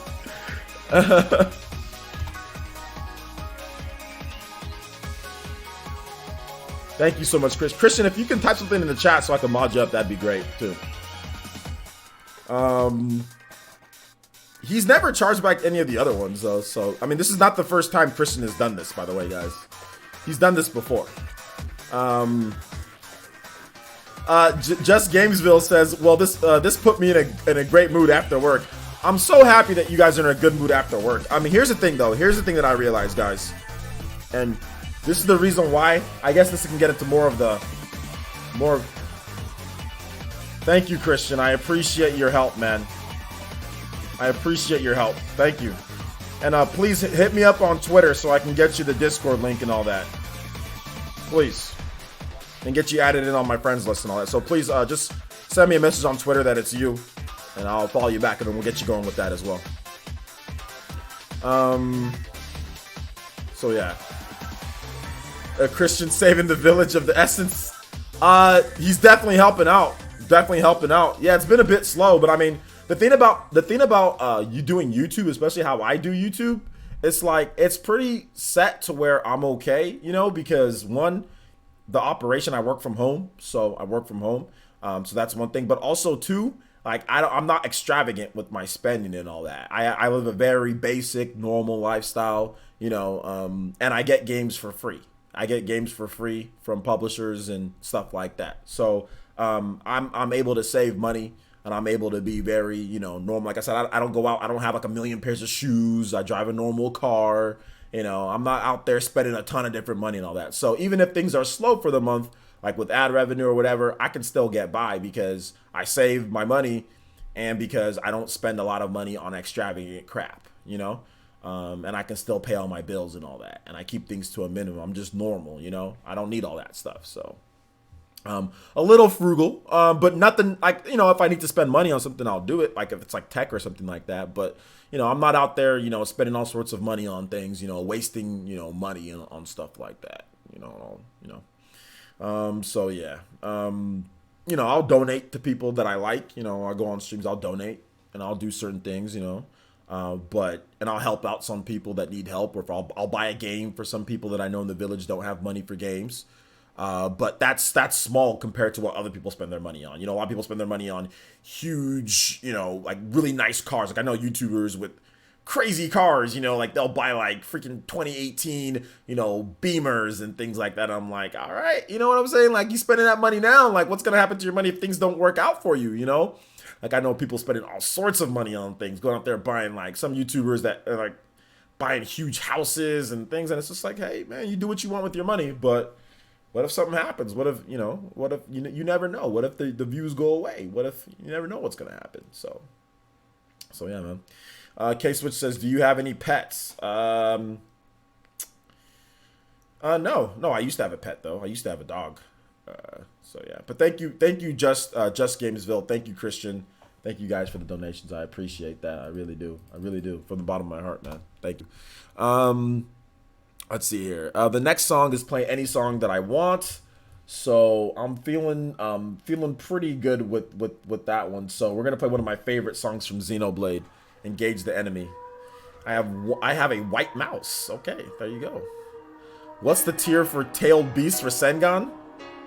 What do you mean? Like a Patreon tier? Or are you talking about like a donation? I don't have a Tailed Beast for Sengon. I have, there is one jutsu that nobody's gotten yet. There's a certain price that you guys have unlocked pretty much every single jutsu, but there is one jutsu at a certain dollar amount that nobody's got yet. I'm trying to remember what it is though. Give me a second. That's the only one that you guys haven't got. I won't say what it is though. I won't say what it is. But I don't remember what jutsu it was though. I just want to remember for my own thought. Alert variation. Yeah, there's one. No, we've already gotten the 100. Nope, we've already gotten the 100. We've gotten a couple of those. We've gotten the 100 before. The 100 is this one. I can play a test. The 100 is this one, which we've gotten before. We've gotten that one. There's one below that. Actually, it's below. It's below, but it's in between something. But like I said, I don't want to get into it. It's just a secret amount that will activate one more jutsu before 100. So no, there's no 1,000. There's no 500. No, that 100 is anything above 100 and above is gonna be the one that I just played. So yeah, there's nothing. There's one below that though. There's one jutsu below that. Between the 50, which is the Renengan, and between the 100, there's a jutsu in between that. But it's on a certain one, so that nobody's gotten yet. No, there's nothing. No, it's Everything 100 and above is that same that I just played. Lamborghini. I need Smash lessons. How do I get your tutelage? If you want dedicated Smash lessons, you can sign up on Patreon with the $20 tier up, and you get 1 Smash lesson a month.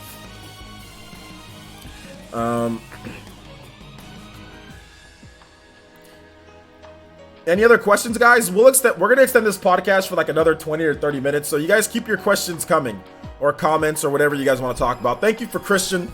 This is definitely gonna be extended because Christian, very generous, and also Just Games. All of you guys tonight have been very generous. This is the best day that we've had for donations. Probably the best in the month, actually. So let's extend it out. Let's get you guys some more questions answered and all that. So keep it coming, guys.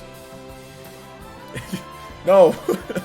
No, I didn't want to talk about it because then I don't want people to think that I'm just trying to do that. So yeah. So no. It's I will say though, it is between 55 and 75, but I won't tell you exactly what it is, but it is between those two. So that's it. That's all I'm gonna say. Let's see. Player Essence. Have you tried RE2 remake demo? No, I have not. No, I have not. But I want to try the RE2 remake demo. I want to try the RE2 remake demo. Thoughts on MK Leo's tier list? Yeah. I want to do a separate video. I think that's gonna be like an analysis Saturday or something like that, or tier list Saturday. I don't know. I'm gonna try to do something with that where we look at some of the top players in the tier list. But my general, just first thoughts are, okay, Peach is number 1. You know, like I think there's gonna be a lot of discussion about that. So I'm trying to figure out whether I should do like a live stream of this, or I should just do like an edited video of this. If I do an edited video, it'll get more views. If I do a live stream, it can be more interactive on what you guys think. So I'm still trying to debate whether I should do a live stream of it or if I should do an edited video. So I'm still just trying to figure that out. So yeah. T-Dude says, do you think Capcom has done a great job in bringing games to the Switch without demanding the consumers to port beg? Kaufman and Namco. Well, I think Capcom's asked people to port beg too. Just not as much, but they've done an okay job. They obviously can do more, but they've done an okay job. Let's see here. El Comanche with the dollar donation says, please play Phantasy Star Universe Mizuraki CD song. Thanks, man. Absolutely, El Comanche. Thank you for the long-term ninja support, and thank you for the donations as well. I really do appreciate that. I really do. And yes, we'll get your music playing. Let's see here. Mizuraki C.D.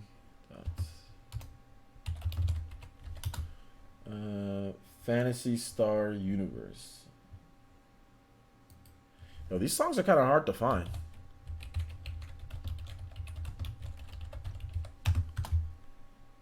Ah, found it. All right.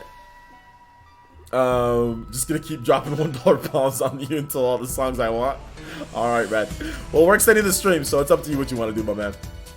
Friday 25th is Blast Friday. Players, it's just saying thank you, Fury Tiger, the co-captain of the Viking Nation, my man. I appreciate your support, even you just being here.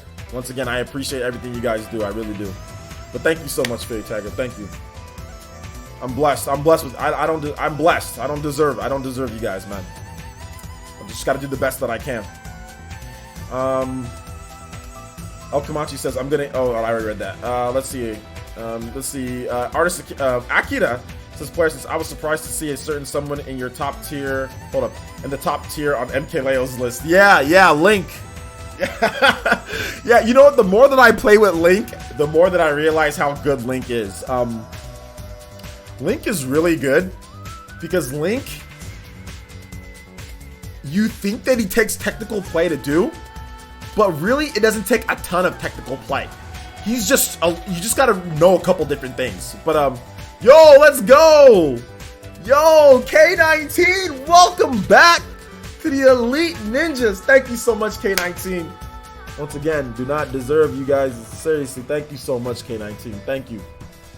Thank you for the new membership. And of course, you know how to get access to the Discord. It's all there from the community tab. That's a resub, so thank you, man. How about them Raptors? how are the Raptors doing? Are they? I haven't been watching. Is it Milwaukee #1 in the East right now, or is it Raptors? They got Kawhi Leonard back.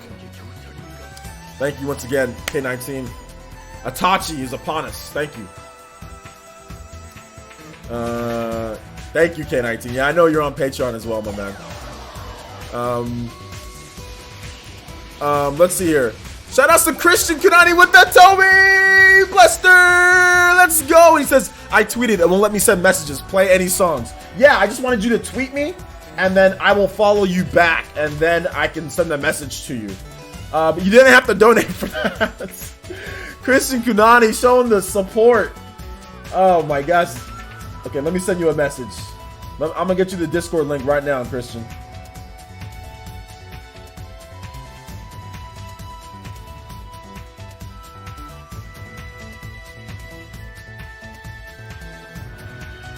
Thank you for the $15 donation once again, man. Thoughts on Shulk Snare? Very, very good. You guys give some more love to Christian with the $15 Toby Blaster as well. My man out here really supporting the village today. Thank you so much, dude. Thank you. All right, let me go ahead and get you that Discord link right away.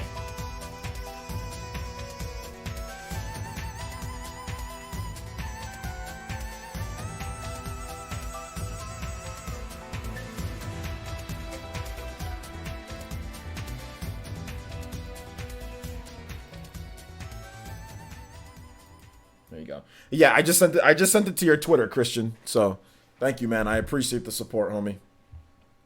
Yeah, Shulk Snare is really good though. I like Shulk Snare. I still got to pick up and lab Shulk some more. Dank Meme says, "Who's your pick to win the AFC division round?" AFC division round. So, I mean, there's two different picks. I got Chargers, and I've got the Chargers, and I got the Chiefs. Chargers and Chiefs winning those games. Yes, the ninja support has been amazing today. Thank you guys so much. I'm blessed. I'm blessed. Thank you guys. Thank you.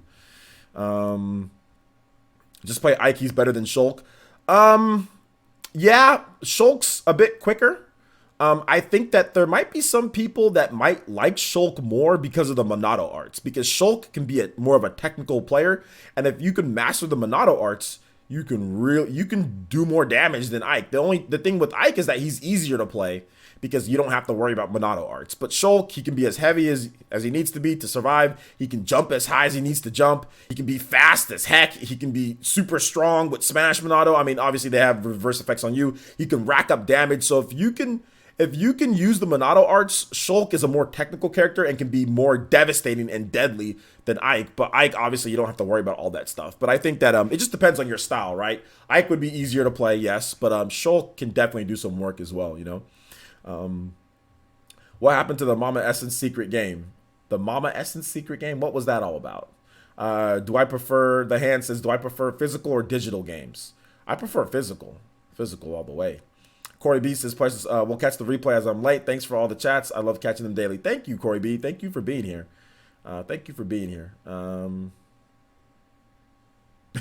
Like Madara dropped the alliance. Yeah, Sakon 10 says, went to Best Buy and Target to get Tales of Vesperia and only had physical copies on Xbox One. That is not cool at all. Yeah, Bandai Namco didn't expect the game to sell a lot. Only physical. And everybody that probably got the game probably pre-ordered it or bought it on Target.com or on whatever, or Best Buy. That's crap. Only on the Xbox One. Nobody's gonna buy it on there. Let's see here. Guys, keep on asking me questions if you guys got them. Tag me at Player Essence, comments or questions, like general topics that you might want me to discuss as well. Corey B says, the beat cast on the YouTube go down last night.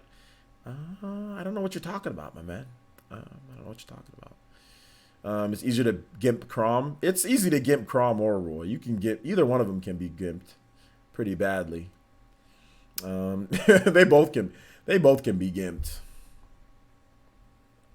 But it really just depends. The problem with Roy is that Roy has to recover at an angle. So you can expect that. Crom obviously has to recover vertically up. So it depends on what type of edge guarding tools you have. you know, it's easier sometimes to do with Crom because if he doesn't auto snap the ledge, right, he can go above it, so he can get countered.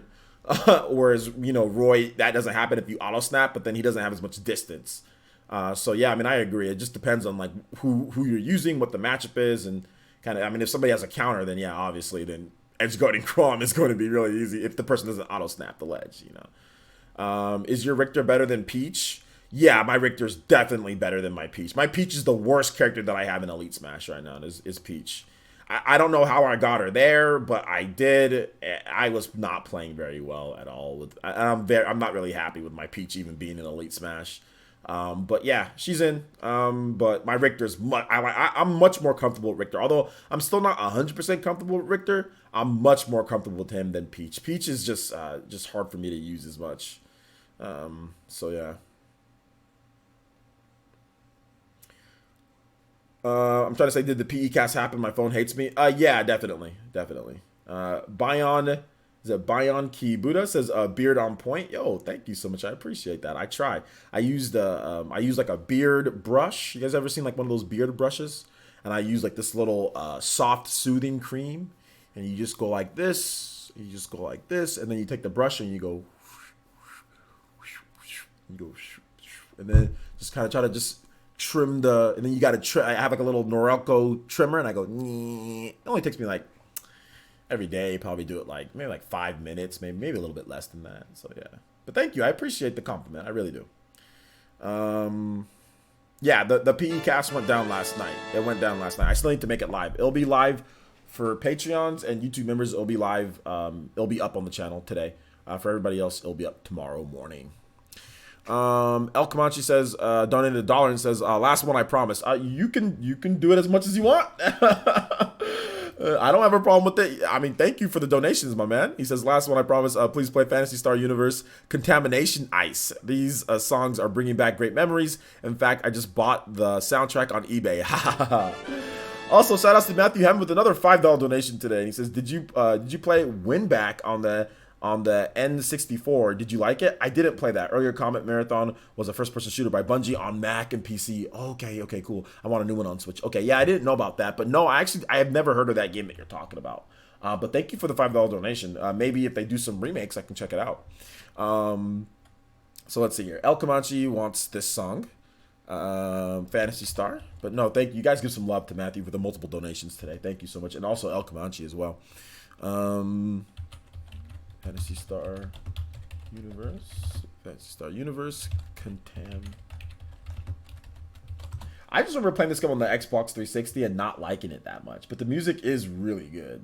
The music is super good, though.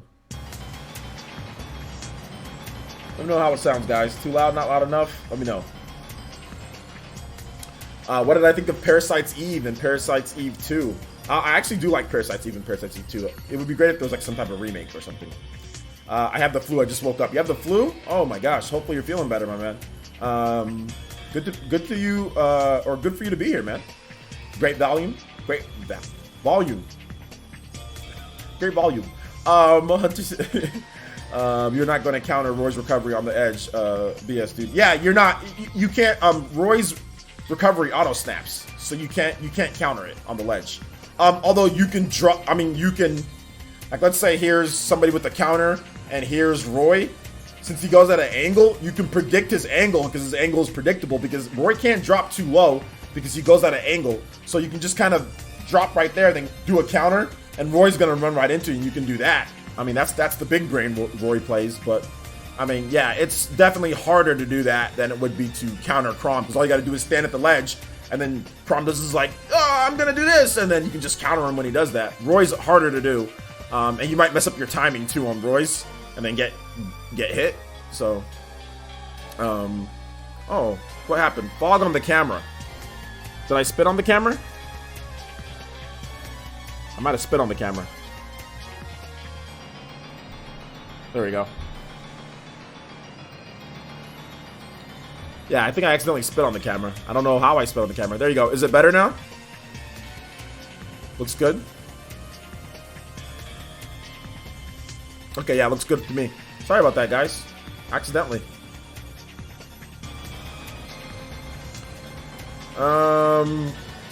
It's a fog. It's fog. It's Superman 64 on the camera. But yeah, Matthew, dude, I want to check out those games that you're talking about, man. I mean, can you buy those games on Steam? Matthew, all those games that you're talking about, can you buy them on Steam?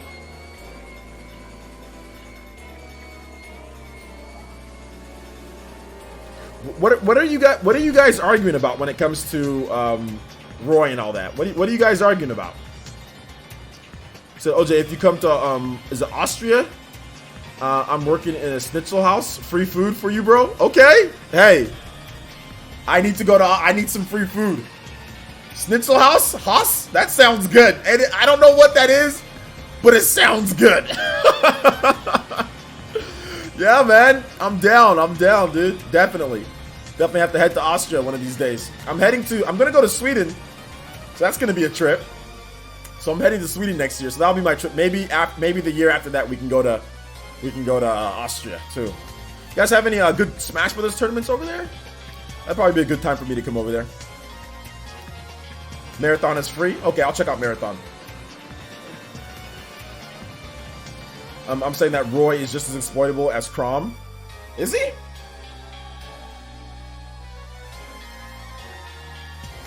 I'm not playing down Chrom with this garbage recovery. You can't convince me otherwise. Well, Hunter, you're a Roy main. From what I've played, here's what I'll say about this discussion, Chuba and Hunter. I'll say that I've been gimped more and have been jacked up more with Chrom than I have with Roy. So I'll just say that. I don't know who's right or wrong. I mean, they both, I guess, can be, can get taken advantage of. But when I'm Chrom, it seems to happen a lot more than when I'm Roy. that's what I've noticed with that. When I'm maybe because people just aren't as good. I think edge guarding Chrom is a little bit easier maybe than Roy. So but that's just me. I mean, I guess people have their opinions, right? Is there a difference between Samus and Dark Samus as far as playability in Smash? Yeah, they have different roles. That's the one thing that I've noticed is that their roles are kind of different. How Samus rolls, she actually rolls into the morph ball, and then Dark Samus kind of just like weave dashes. I need good recovery with the characters that I play. Yeah, exactly. Chrom is not for newcomers to Smash Brothers. Like if you're a newcomer, Chrom is probably not the character that you want to pick. Especially if you're not good with off stage, Chrom is not the character. I would say that like Marth or Lucina would be better if you want to have that style, but but not have as gimpable recovery. Marth and Lucina are better for that. You can, but it does, but it's not as easy to do it though. That's the thing. It's not as easy to do it. People don't counter Roy like that. I mean, I know it can be done, but people don't counter Roy like that as much. Like in the tournament play that I've watched, like anytime Chrom doesn't auto snap the ledge, especially with the counter, like he's getting countered. Whereas characters with counters with Roy, it just doesn't happen as much. So maybe that's the case, Chuba. And I'm agreeing with you. And yeah, I mean, you can still take advantage and take advantage of Roy's recovery, but it seems like Chrom definitely gets abused more than Roy from what I've seen in tournament play and just my own experience. It just seems like Chrom just gets abused more than Roy. Although whenever I use Roy, it seems like my Roy matchups, the person has amazing internet. Like last night, I was using Roy to get to Elite Smash. Dude, I was like, this game was like moving so, it was a Captain Falcon player. Oh my gosh, it was the best. I had good connections. Like there was only like a couple trash connections. But I was playing against some really good connections yesterday, and when I was using Roy, Roy's our boy, dude. It was running so good. It was running so good, man. So I was happy. Yo, what's up, William?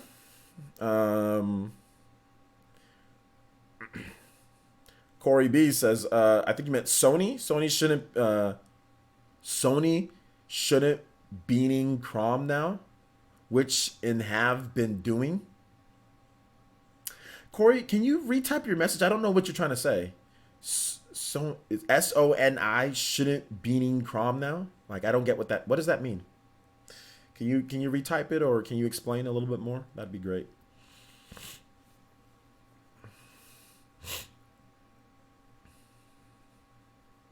So I should not be using Crom. Okay, that's what you're trying to say. No, not necessarily. All I'm saying is that if you're a newcomer, it's Crom's a bit tougher to use because Crom, you have to.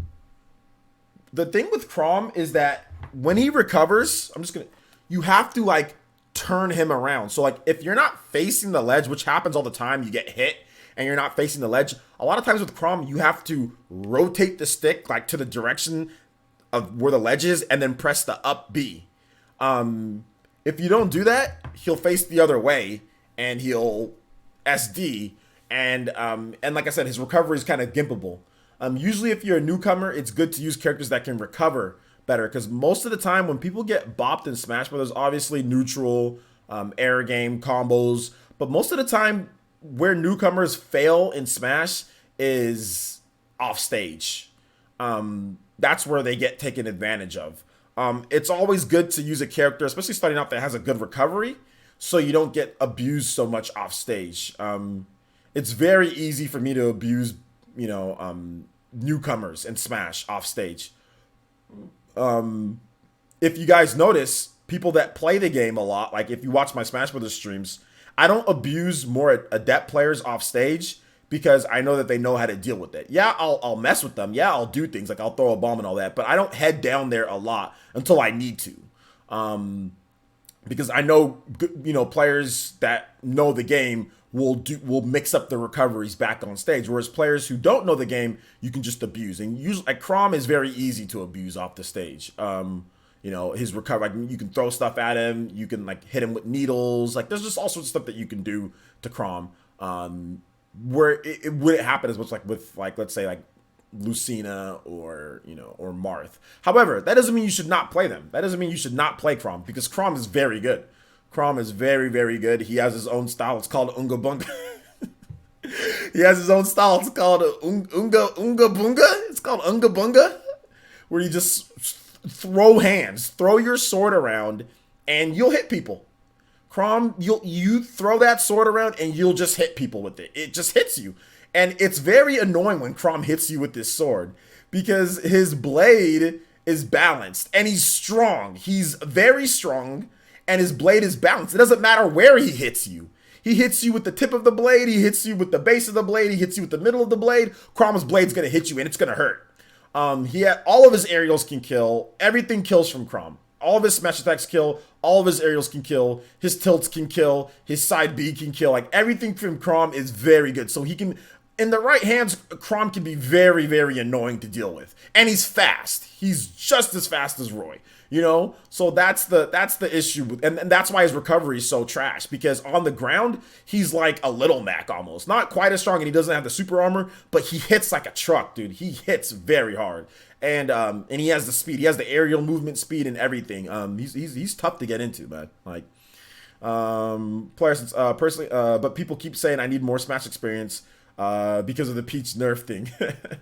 Yeah, I mean, I think you do. I definitely think you do, because Peach is really good in the game. But yeah, I don't think she's nerfed. I still don't think she's nerfed. But yeah, you definitely need some more experience. Because from what I've seen from Peach, the Peach play in Smash Ultimate definitely surpasses Peach play in Smash 4. The Peach players, and I can even see, even though I'm not that good with Peach, I can even see it when I'm in training mode. Like I'm like, yo, Peach, like with these down tilts to nairs, with this frame data that Peach has, her forward air, like the reducement of landing lag. Because like what we're talking about here is that you're saying that she's nerfed, but we're looking at the stats, right? We're looking at the damage that Peach does. We're looking at the ending lag, and people have compared damage, ending lag, and all of Peach's stuff from Smash 4 to Smash 5 or to Smash Ultimate, and everything's been buffed. Peach has been buffed. She does more damage. She has more combos. She puts you in better places for combos. And she has less ending lag in all of her attacks. Yet you're saying she's been nerfed. But the actual literal data says no, she's not. She's been improved. She's stronger. And she has less ending lag. Which ending lag, you don't want a lot of ending lag in your attacks. And Peach has been she's been increased power and ending lag across the board. So that's the reason why we're saying that you need some more experience with it, because it's factual that Peach has been buffed. You know, she hasn't really been reduced in anything. And on top of that, they put Toad. Like when you grab him, Toad hits you. They brought out Toad. This man Toad out there throwing hands. Can you believe that? Toad is throwing hands. Toad. Yo, what's up, G5? How's it going, my man? Except down till unless you gimp with it. What are you talking about? Okay, I think you're talking about somebody else. Daisy's trash. Chuba, you were trolling? Oh my gosh. Is Hunter salty? Is that a little bit of salt I detect, Hunter? Oh my gosh, I love it. I love it. You guys are good friends now, huh? Dank V says thoughts on Olimar and Luigi in Ultimate. Yeah, I think Luigi's very good. I think he has the Luigi combos. We've seen him, the 0 to deaths and stuff like that. I think Olimar is very good and very annoying as well. Very strong. Just got to micromanage those Pikmin, you know. Excuse me.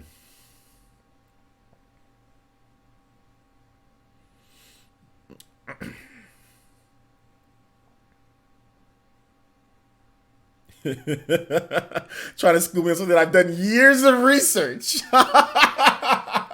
Years of research, dude? What is this? My years of research tells me that Chupacabra does not know what he's talking about when it comes through.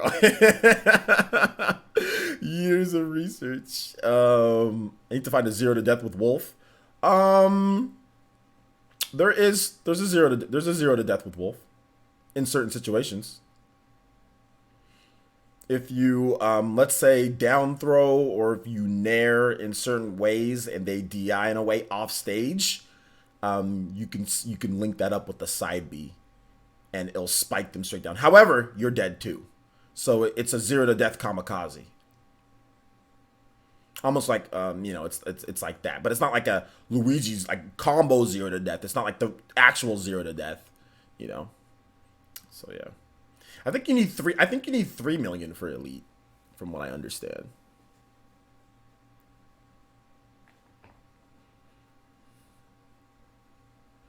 Jin would be cool as Cloud's rival in Smash. How is that even possible? Jin's from Xenoblade, Cloud is from Final Fantasy. Rivals are from the same franchises. Like, for example, Donkey Kong is rival to King K. Rool. You know, Ken and Ryu are rivals. How does Jin rival Cloud when they're not even from the same franchise? That doesn't make sense.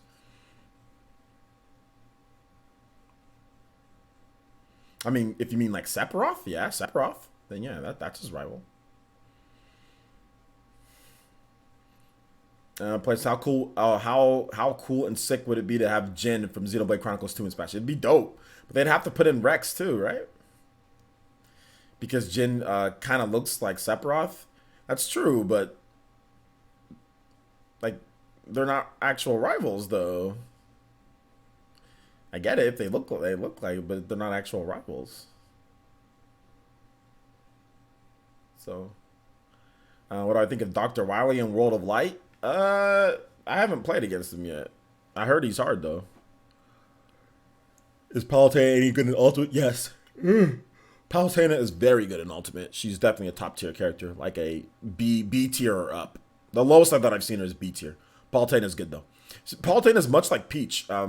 They just reduced the ending lag in a lot of her attacks, and then they gave her a new attack. That guiding light thing that she does, where it explodes on the side, that's really good for edge guarding. Really good for edge guarding and catching people on neutral wake ups. The cool thing about Palutena is that she can edge guard you from not near the edge. That's the cool thing about Palutena, and that's what makes like Palutena good. She can edge guard you from not near the ledge, you know. And Palutena, she has the counter, and she has a reflector and a counter built in, same move built in together. And she just has crazy range on her up smash. And also some of her tilts, her up tilt, like falling nair to up tilt combos. So she has some combo game too. Like her nair is very good. Her nair was good in Smash 4, but her nair is now even better All of her aerials have been less landing lag and everything. So yeah, Palutena is actually really good.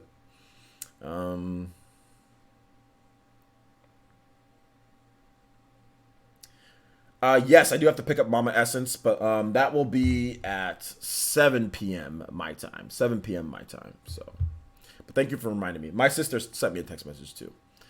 OJ is like the old kung fu master on for Smash. No, no, no. I mean, I'm not that good at the game, but I mean, I definitely, I'm getting better and better. At first, I wasn't really. I mean, I was actually pretty. I mean, go back and watch my first streams of Smash Ultimate, dude. Like, I was kind of garbo, but I mean, I think all of us were kind of garbage, you know. We were all kind of garbage, but I was getting kind of bopped. But I've gotten a lot better in this short amount of time. Like, I'm really jiving with the Ultimate's battle engine and everything like that. But I mean, like, I think I've gotten better faster in this game than I did in Smash 4. So, but yeah, there's definitely a lot better players than me. But yeah, I mean, I watch a lot of stuff. I know what's going on, you know, with it. I said I was gonna go to my local, and I didn't go to my local, guys. I was like, yeah, I'm gonna go to the local. I didn't go to the local. I really need to go to some of those locals. Your booty, you'll get better. You'll get better. I already told you guys that's 7 p.m. my time that I'm picking up Mama Essence. I'm trashing. All you gotta do is play. If you play with us, I'll tell you one way to get better. If you're a little intimidated with playing online, play with us. Ask Chuba. Ask Hunter. Ask, you know, ask Party Man's not here, but I know Chuba's here. Play with us. You know, sign up. Get you signed up. Come play with us. You'll get better in a hurry.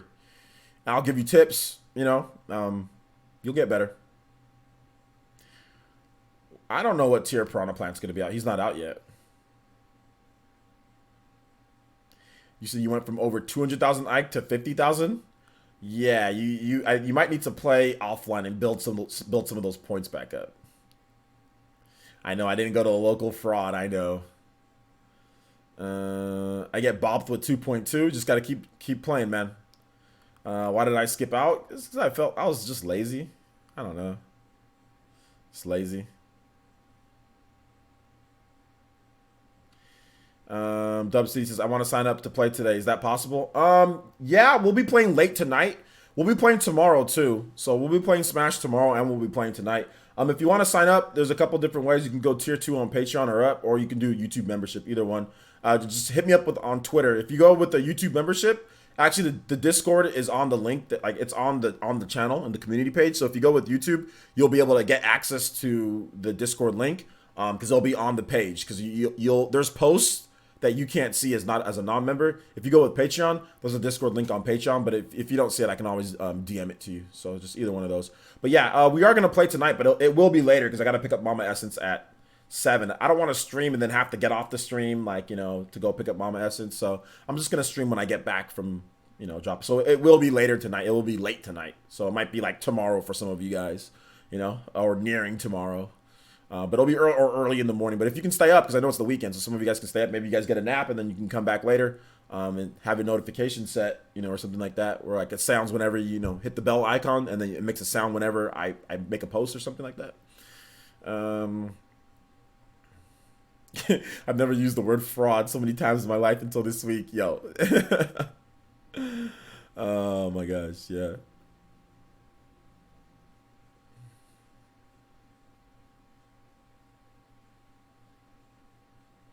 The more you get bodied in Smash, the better you get. Well, if you get bodied in Smash, it's like, for example, like you guys know, when I was playing against John Turner, I don't really think we helped him get too much better. I mean, I think that we would have to, me bodying him isn't going to help him get better, right?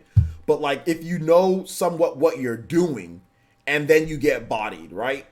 But you actually put up a fight, and, you know what you're doing, you know the mechanics and fundamentals, if you don't know what you're doing, you can't recover, you know people that can't recover, getting bodied isn't going to help you, right? You need to go back to the basics. However, I think what Chuba's talking about here is if you know what, you know how to play. You're not going to just, you're not going to recover above the ledge and just randomly do things that some people do in Smash, which you see all the time, by the way. Then yeah, definitely getting bodied and seeing what you did wrong. But then also, the biggest thing here, guys, is when you're getting beat is how do you adapt mid-match? That's the biggest thing that you guys should be focusing on. Like in all your matches, okay, if you lose, fine. Okay, but did you actually adapt? Were you just getting beat the whole time? You don't want to be getting bodied and not adapting at all. Like even if you lose, there's a way to adapt. Like I was playing last night and there was a Wii Fit trainer that I was not adapting to the Wii Fit trainer's playstyle. They were up 3 stocks to 1. But then I started adapting and I ended up losing that first match, but I adapted. And I actually tied up the game and I think I got them to almost 100% or something like that. So, or I got them to their last stock essentially. So I adapted mid-match. That's the thing that you want to make sure that you do the most. If there's anything I'd say that in Smash Brothers that you need to make sure that you're good at for getting better and better at the game is adapting mid-match. Not waiting towards the end, not waiting after you've lost to look at your VODs and say, okay, that's the reason why I lost, but adapting mid-set, adapting mid-match if you can. That's what makes Zero so good. You can body Zero at the beginning or you can beat him. This dude will literally adapt like freaking like a T1 or T2000 or whatever. And bam, you know, he's gonna start reverse bodying you, you know? So that's what I would say is the biggest thing. Yo, shoutouts! Ulysses, is it Rosales? Thank you so much, Ulysses, with the membership. Itachi is upon us. Thank you so much. You do have those emotes and you do have access to the Discord. It's on the community page, on the main page of my channel. Just go over to community. You'll see the Discord link on there. So thank you so much. You guys give some love to Ulysses. Is it Ulysses? You are Ulysses Rosales. Yo. Thank you so much. Itachi is upon us as well. So thank you, man. I appreciate it. Yeah, Zero's adaptation is absolutely amazing. So it's adapting to how the person is playing mid-match. And the thing with Ultimate, which is better than Smash for Wii U, is that Smash for Wii U, it's hard to adapt because you only have 2 stocks. You're dead before you can adapt. Smash for Wii U, even though the matches last longer, like your stocks are gone. Usually for most people, it'll take like a stock to adapt. You know, 1 stock will get you some adaptation. Zero adapts like before the stock is done. I adapt after I've lost a stock or 2. I might start adapting a bit after that. So, I mean, Smash Ultimate, there's 3 stocks. So you have more time, generally speaking, per stock-wise to adapt. Whereas Smash Brothers for Wii U, if you adapt per stock, like some people, you're dead before you can adapt. So yeah, there you go. Your adaptation is good except for when you play Chuba. Who is Chuba beating you with all the time? Is it Incineroar? Is it Incineroar? You still losing to Incineroar? Yeah, Chuba's really good. Chuba's really good. Excuse me. Where are we at on time? Yeah, we can keep going. It's okay. Ganon, the thing about it, guys, is that in order to have a chance, I guess, against Chuba with this character, you gotta outframe him, you know? So if you're not using a character that can outframe him, it's tough. Like it's tough for me to beat Chuba's Ganon when I'm using anybody outside of like Fox or Wolf or somebody that can really, even with Wolf, it's annoying. Fox, I think I can do a little bit better because Fox's frame data is just better than Ganon's frame data. So like any character that has like a lot of frame data, but if you're not, which Chuba is very difficult to deal with his Ganon because he can 4 hits and you're dead. 4 solid hits and you're dead. If he kicks you near the ledge and you're anywhere near whatever percentage based on how light you are or not, you're dead. If he kicks you with the Warlock kick, if he can grab you, he can choke you, then he can down tilt you. That can also kill you as well. 1 choke and a choke and a kick and one kick on there and maybe a back air and you're either dead or you're at kill percentage. So that's the problem. Yeah, you honestly can't get hit. Yeah, Ganon's disadvantage is his disadvantage is very bad. He has very high power, but that's the reason why Ganon can like kill you in a few hits. Like I think one time Chuba killed me literally in 3 hits when I was playing. I think I was using Sheik, and like he grabbed me, down tilted me, and then he kicked me, and then I was dead at the edge of the screen on Ultimate in Smash Ultimate. I'm pretty sure that happened to me when we first started playing. It was like I think he maybe like back aired me, or like he got like a jab. I think he got a jab, he got a choke to down tilt, and then he got a kick, and I was dead. So it was like 4 to 5 hits, and I was dead. So yeah.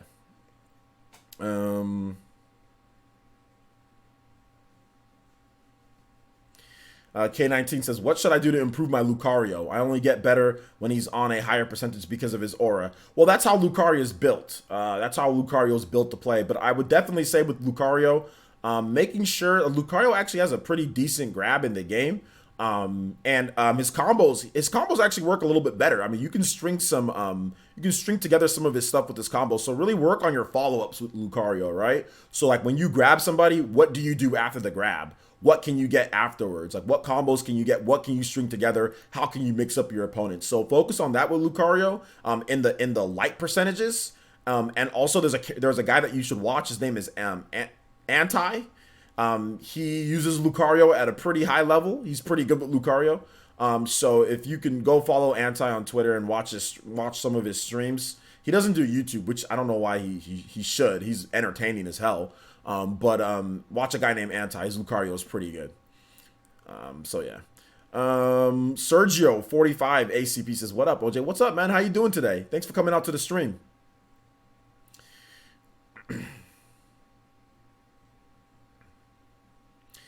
Let's see. It does an auto short hop attack when I press at the same time. Yes.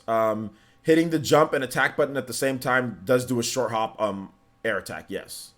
And bad practice for short hop attacks. I don't think it's bad practice. Nintendo actually even highlighted that themselves. If you want to just do a short hop and attack, then just press those two buttons. That's a guaranteed short hop and attack. So that's good. That's good. So I don't think it's bad. I think that's good. Although I will say that like obviously you want to be able to do short hops normally as well too. Just being able to switch alternate back and forth. But I mean, I've seen even pro players mess up short hops. I mean, because you accidentally press the button a little bit too long or whatever the case is. So I mean, it's just one of those things to where sometimes I use the attack and sometimes I do when I know that I need to short hop and attack and I don't want to make an input error. I'll use it sometimes, especially when I'm edge guarding or like when I'm like trying to pressure my opponent, like when they're like get up options. Like I might kind of fade in and back out, like with the nair or like with the fair, and pressing those two buttons at the same time and using the stick to wiggle to get back is a good option for that. So, no problem, Gallo Games. Absolutely no problem, man. Sometimes you don't always want to short hop and attack though, guys, because you have to remember, obviously putting out hitboxes is good. The Unga Bunga. That's what Crom and Roy do. They do like the Unga Bunga style, or even like Martha Lucina to a degree. But sometimes you also want to mix up your opponent, because if you hit somebody's shield on a short hop attack, they can instantly punish you with pretty much anything in the game, right? They can do their own short hop and attack and punish you if you hit on shield. That's the fastest way to punish somebody in the game. Shield grabbing isn't necessarily. A lot of characters' jabs or short hop attack will be a faster and better punish than shield because of the frame delay with shield grabbing. So just be careful with doing those short hop attacks on people's shield because you can get punished back. Usually with the jab, somebody can jab, like a fox will just jab you out of shield, or you'll get shield grab sometimes depending on how bad your spacing is. But yeah. You've been needing this info for Ike. Yeah, your best tools with Ike, to give you some more, I remember us playing, your best tools with Ike is Nair. And if VC is here, VC will tell you that F-Tilt is very good too. So yes, F-Tilt is very good. That can kill early. But Nair leads to so many things. If you hit somebody with the Nair, you might be able to combo up with another Nair. If you hit somebody with a Nair, you might be able to combo up with the up air. If you hit somebody with a Nair, you might be able to do a back air depending on DI. So I mean, all of those can lead to another thing. Even fair, like it just depends. So your best tool with Ike, in my opinion, in the neutral is like that's when you guys are both just standing in like, on your side, and you guys are trying to fill each other out. Who's going to get the first hit? Your best tool is Nair, just normal Nair. And it sweeps. It has not a lot of landing lag. It's just a very good attack. So yeah. Dub City says you just paid tier 2. Okay. Nothing popped up on here. I don't know why nothing popped up, but let me double check on here. Okay. Yep. I think I see you right here. Thank you so much, Dub City. I appreciate that. Thank you so much. I do see that right here. I do appreciate that. And yes, Dub City, we do have a Discord link for you. If you go back on the Patreon, my man, and the Discord link, it's a picture of the fourth Hokage smiling. He says to all the new Elite Ninja, here's the Discord link. So check out the Discord link. So yeah, it's up there for you. I don't know who this is calling me, so I'm not going to answer it. The Resident Evil 2 demo is out now, so you can go download the demo. But thank you so much for the tier 2, Dub City, for the tier 2 pledge on Patreon. Thank you, I appreciate that.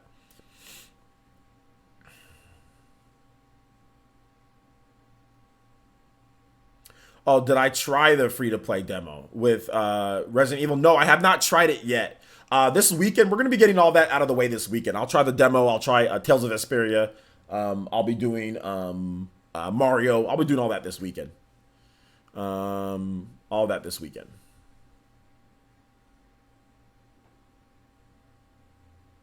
Yeah, yes, you're an elite ninja now. You're an elite ninja now, but just no emotes. I can't.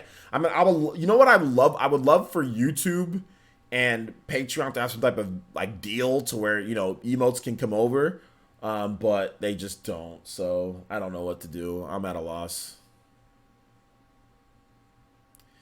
Did I play the song? Which song? I played the Contamination.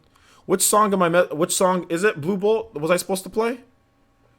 I thought I played everybody's song. The last song was the Phantasy Star Contamination Ice. I don't see any other song that somebody asked me to play or that somebody donated for me to play. We only have 86 likes. Let's go, guys. Let's get to 100 likes for this video.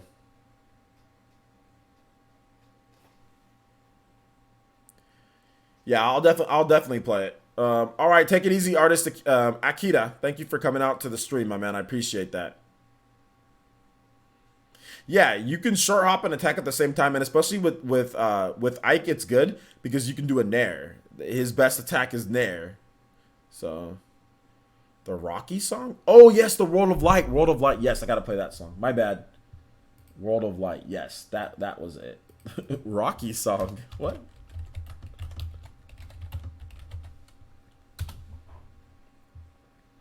All right, here we go.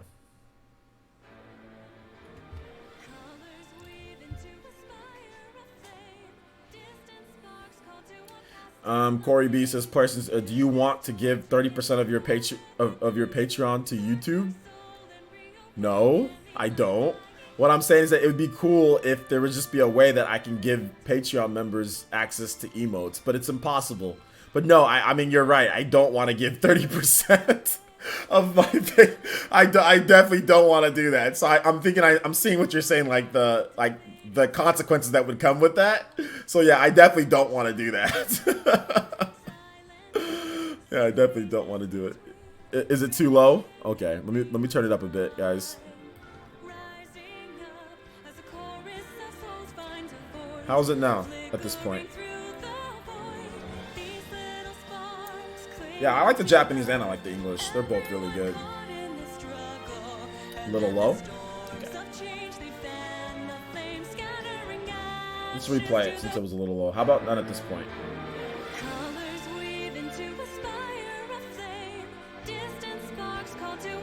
If you could add emotes to the PE Discord, that would be fun. Players, can I add emotes to the PE Discord? Is there a way to do that? I don't know if there is a way. If there is, let me know. DM me on Discord or on Twitter, and I'll do it.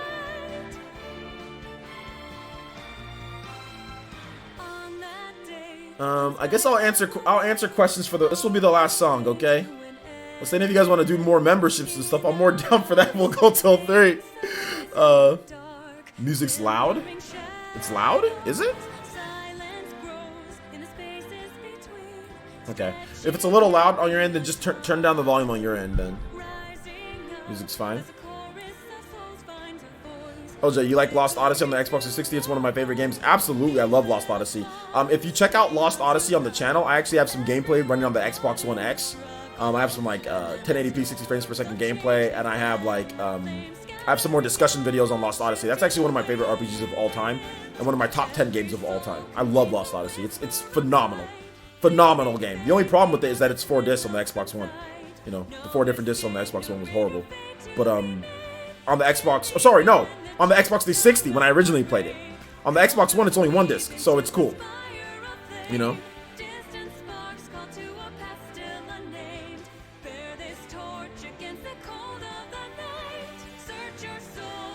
Yeah, any mod can do it. Okay, add emotes. Okay. Yeah, Sean, do you want to be a mod on my Discord? I need a mod on my Discord. So can you, if you don't want to, that's fine. You can just email. You can just email me, or not. Just Twitter message me if you want to.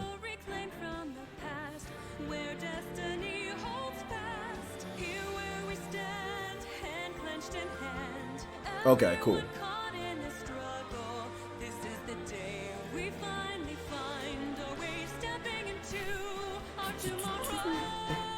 Any other questions, guys? How long does it take to finish the mainline Final Fantasy games? It varies, man. Some of them are like, it just depends on what you do. There's a lot of extra content that you can do. You can spend up to 100 hours, or you can spend 50 hours or 60 hours, but they're all very long.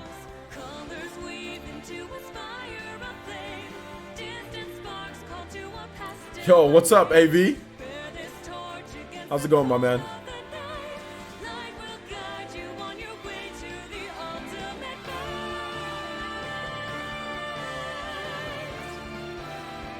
What's up, man? I'm just chilling. We're just chilling. We had a pretty good stream today so far, so everything's been going well. Beetlejuice says, I picked up Samus yesterday. She's pretty fun to play. I got her into Elite. Okay, cool. Yo, Beetlejuice out here repping. What about your Ness? Is your Ness is already an Elite, I'm guessing, right? I'm wondering if I should rebuy Final Fantasy VII. Only if you want to play it anywhere that you want. I mean, if you want to play it anywhere that you want, yeah, rebuy it. Thank you. I appreciate you stopping by, my man. I really do. I honestly appreciate the support, dude. Seriously. Christian, everybody's doing good, my man. Everybody's doing good. Am I excited for the new Streets of Rage? Yeah, I'm looking forward to it. I'm really hoping that they still have some of the other characters too. It's just not those two, but we'll see. So we'll see, man. Thanks for doing this. No, thank you guys. You guys really showed some crazy support today. So thank you guys. I appreciate it. Says, yeah, the Ness was the first one in Elite, bro. I'm pretty trash with sword characters. Your Link is becoming godlike. How did Peach go last night? Yeah, Peach was interesting. My Peach is trash, but I got her into Elite Smash somehow. I just got her in. But yeah, man, my Link is getting. I don't know if it's godlike. Because that's like Salem. But dude, my Link is getting a bit fierce. It's definitely getting a bit. My Link is definitely getting fierce. It's definitely getting fierce. Link is a freaking dangerous character to use, man. Man, I'm loving Link in this game. Like, I was playing a little bit earlier today. Like, when my video was rendering, I was just in the training mode. Link is super fun to use in this game. Man, Link is good. I think Link is very good in this game. I think he's very good. And I'm very happy that Link is actually legit in this game, you know, so yeah, man. Shout outs to the Jakin with the $5 donation. He says, I will have my revenge in Smash someday. LOL. Play the first steps from Celeste. If you'd be so kind. Absolutely. Thank you, Jakin. I appreciate the $5 donation, man. That really means a lot to me. So thank you so much. And yes, definitely, your revenge in Smash will come one of these days, my man. You're getting better. You're definitely getting better. All right, Celeste. That has a really good soundtrack. First steps. First steps.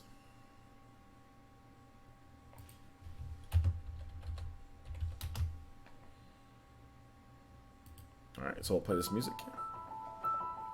Link is trash. Days later, Link is legit. I'm horrible. Look, I've already outed myself. I know. I don't know what else you guys want me to do. Okay, I've already apologized. I've outed myself. I said that I'm fraudulent. I know. I'm taking full responsibility, guys. I'm taking full responsibility. I'm taking full responsibility. I'm sorry to all the Link mains, to all the Legend of Zelda fans. I'm very sorry. There's nothing else. I just gotta man up and take responsibility. I was off base. I was wrong. I was 100% wrong, and I don't feel good about what I said. I honestly do not feel good about what I said about Link. I really don't. And I know it's just a video game, and I know you guys are just teasing me, but I honestly don't feel good about what I said. That was ridiculous for me to say that. That was absolutely off base, and I never should have said that when I didn't know what I'm talking about. I'm always getting on other people for saying things that they don't know what they're talking about, yet I'm being hypocritical, and I'm saying, oh, this person's trash, and I don't even know how to use them like that. So that's my fault. I'm completely off base, and I never should have said that. So yeah. Have I bought Tales of Vesperia or New Super Mario Bros. U? I got New Super Mario Bros. U Deluxe from Nintendo. So I got a review code for that. Tales of Vesperia should be coming in the mail within the next day or two. So yeah.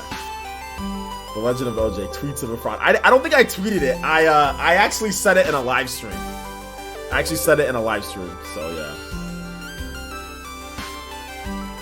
said it in a live stream. Can we change the subject here, guys? Can we change the topic here, guys? Was Link trash until you started playing with him? Link was never trash in the game. I just used him a couple times and felt that he wasn't that good for some reason.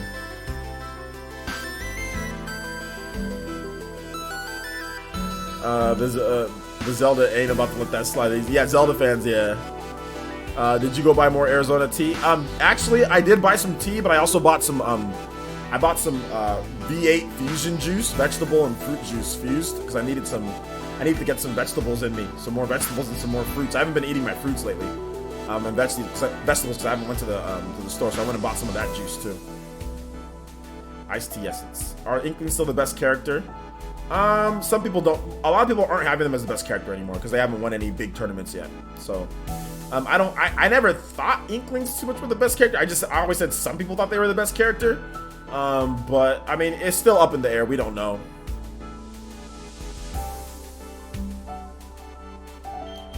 It's V8 fusion juice, so it's fruit juice and it's vegetable juice mixed together. It's the light one though. The one that's not light, that one has too many calories in it. What topic? Okay, God, whatever. Should I trade in my copy of Mario Party? It depends on if you're still playing the game with other friends or not. Plus, we got to do some more Link Dittos. Yes, we got to do some more Link Dittos. Yes.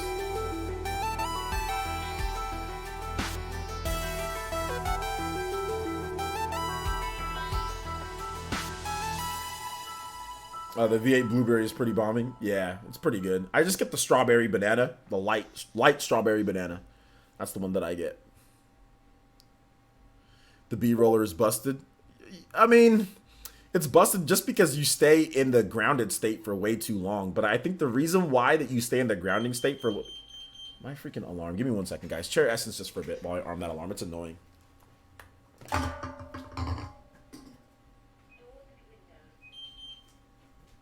I think that the reason why the side B is kind of busted is because the Inklings have to regather ink, right? They have to refill ink, and if you don't balance out that whole ink mechanic, because that ink mechanic is trash. No matter what anybody says, that ink mechanic is trash. Having to refill ink is not fun in a match. It's not fun. It's not a good thing. No matter what anybody says, it's not a good thing. So I think that was their balancing to the ink, you know? If you got out of the grounded state, like let's say as fast as a King K. Rool's grounded state, I don't know, I think Inklings would be like, they'd still be good, but they would be like really hard to use, because it's like, man, when am I ever going to get a kill? I have to give up edge guards to refill ink. I have to give up pursuit or pressure to refill ink. Oh, sometimes my attacks don't kill because I'm out of ink. I'm not managing my ink. And I think that's the biggest reason why I've drifted away from using the Inklings, is because of the ink management. Like, they're still really good and I like using them, but the ink management is difficult for me to... I'd rather just swing the sword around with Chrom, or I'd rather just use Link and have infinite number of bombs and infinite number of arrows and infinite number of boomerang throws, you know? So I think that's the issue with Inkling, you know, more so than anything.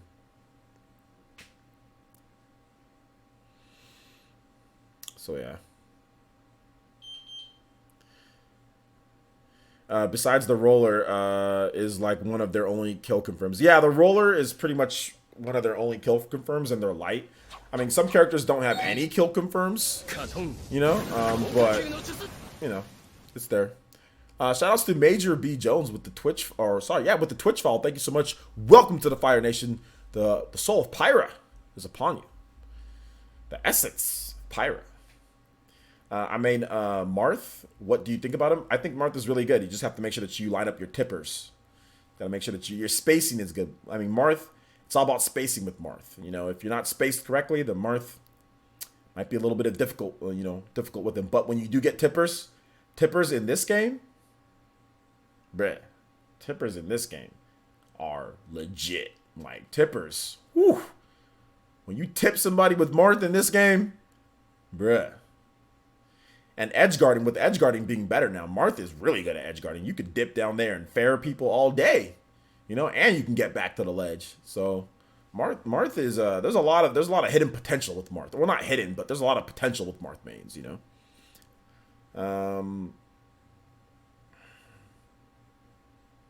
How do I feel about games with hand-drawn aesthetics? Yeah, they're fine. They're good.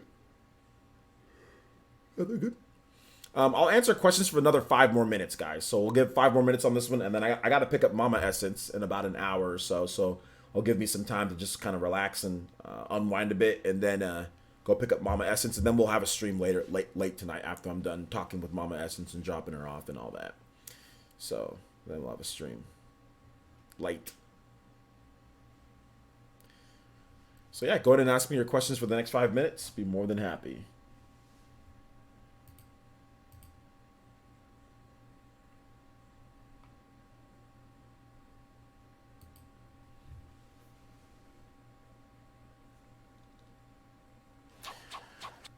Lunatic says I can only get one Tales of Vesperia. I can only get one Tales of Vesperia or Final Fantasy 12. Which one? That's a tough pick. They're both really good games. Final Fantasy 12 might have more content in it. So if you're a content-based gamer, 12 might be that game for you. If you want a game that's a little bit more simpler and easy to play, then Tales of Vesperia is the game for you. So yeah. Shout outs to I'm a big. Okay, thank you so much for the Twitch follow. Appreciate that. Welcome to the village. Fire Nation, the soul of Pyre is upon you, my man. Thank you so much.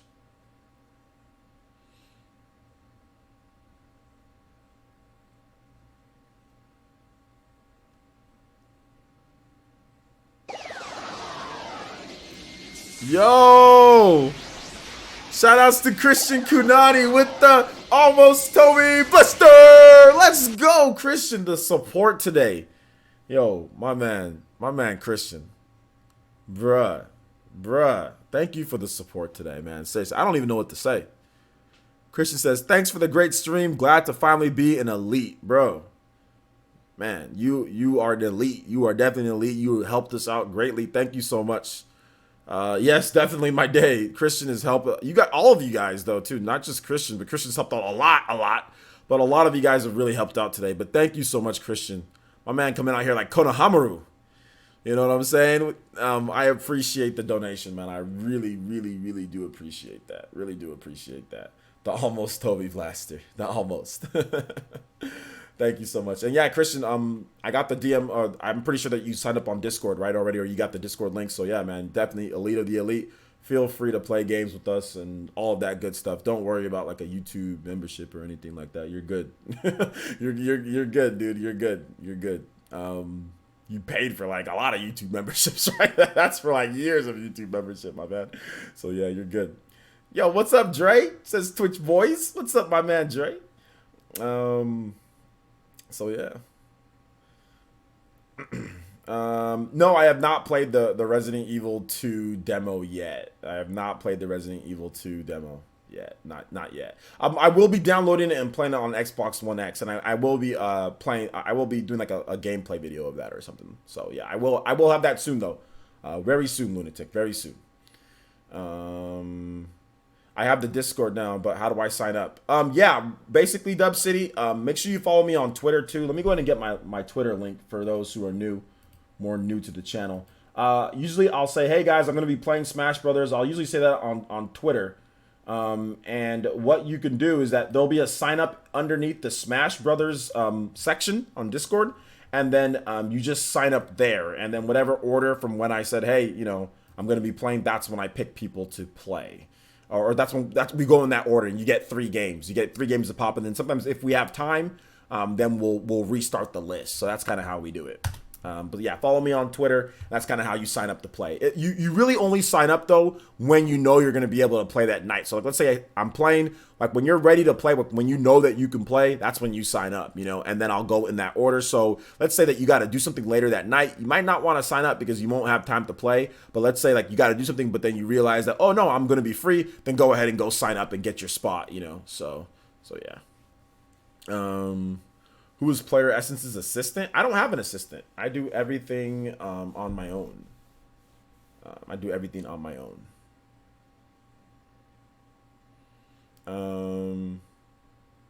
So yeah. The Discord link, Just Games. The Discord link is on the community tab. It's on the community tab. You'll be able to see it now. Now that you're a member, you'll be able to see it. You're an Elite Ninja. You'll be able to see it on the community tab. So you don't have to worry about putting a command for it. So yeah. Make sure you guys follow me on Twitter too. So yeah. All right, I think we're gonna wrap it up here, guys. Crazy support today. Thank you guys so much. After a long week, definitely appreciate that, guys. A little slow this week, so thank you so much for the donations. Thank you for the new members. Thank you for everybody that's wanting to play Smash. We are gonna play Smash tonight, guys. It just might be a little bit later because I gotta go pick up Mama Essence late tonight. So if you want to play Smash, I mean, you don't have to like stay up and wait. But I mean, if you're up and you want to play some Smash, then definitely we'll play some tonight. If not, we're gonna play all day tomorrow. So if we don't play tonight for some reason, just come out to the stream tomorrow morning. We're gonna be playing Smash tomorrow morning. We're gonna pretty much push that all day. Also, remember, guys, start practicing, start getting ready because your Twitch keeps freezing. Because the Great Ninja War 1 is happening at the end of the month. So we do have a tournament with some prizes at the end of the month. So make sure you guys are practicing too on your own time, getting into that training mode and all of that, and using LAN, of course, with the Great Ninja War. Great Ninja War 1 is happening at the end of the month, so we do have a tournament going on as well. So like I said, more details and like a video and all that will be happening, but just letting you guys know it will be at the end of this month. We will have a Smash Brothers tournament, so Smash Ultimate tournament. So look forward to that as well. But all right. Thank you guys so much for watching. I do appreciate each and every single one of you guys. I do thank you to all the new members. Thank you for all the donations. I really do, from the bottom of my heart, appreciate you guys. Yeah, we will see you guys later tonight. And if not later tonight, we'll see you guys tomorrow. I'll be starting in the morning. I live in California, so West Coast time. So it might be afternoon for some of you guys, but we'll be starting in the morning and we'll be playing Smash pretty much for a good amount of the day. Just come through the stream. I'll be answering questions. I'll be playing Smash. We'll be doing Elite Smash. We'll be doing all sorts of stuff. So look forward to that tomorrow. All right. Thank you guys so much for watching. Appreciate it. And we'll see you guys for the next one. Peace.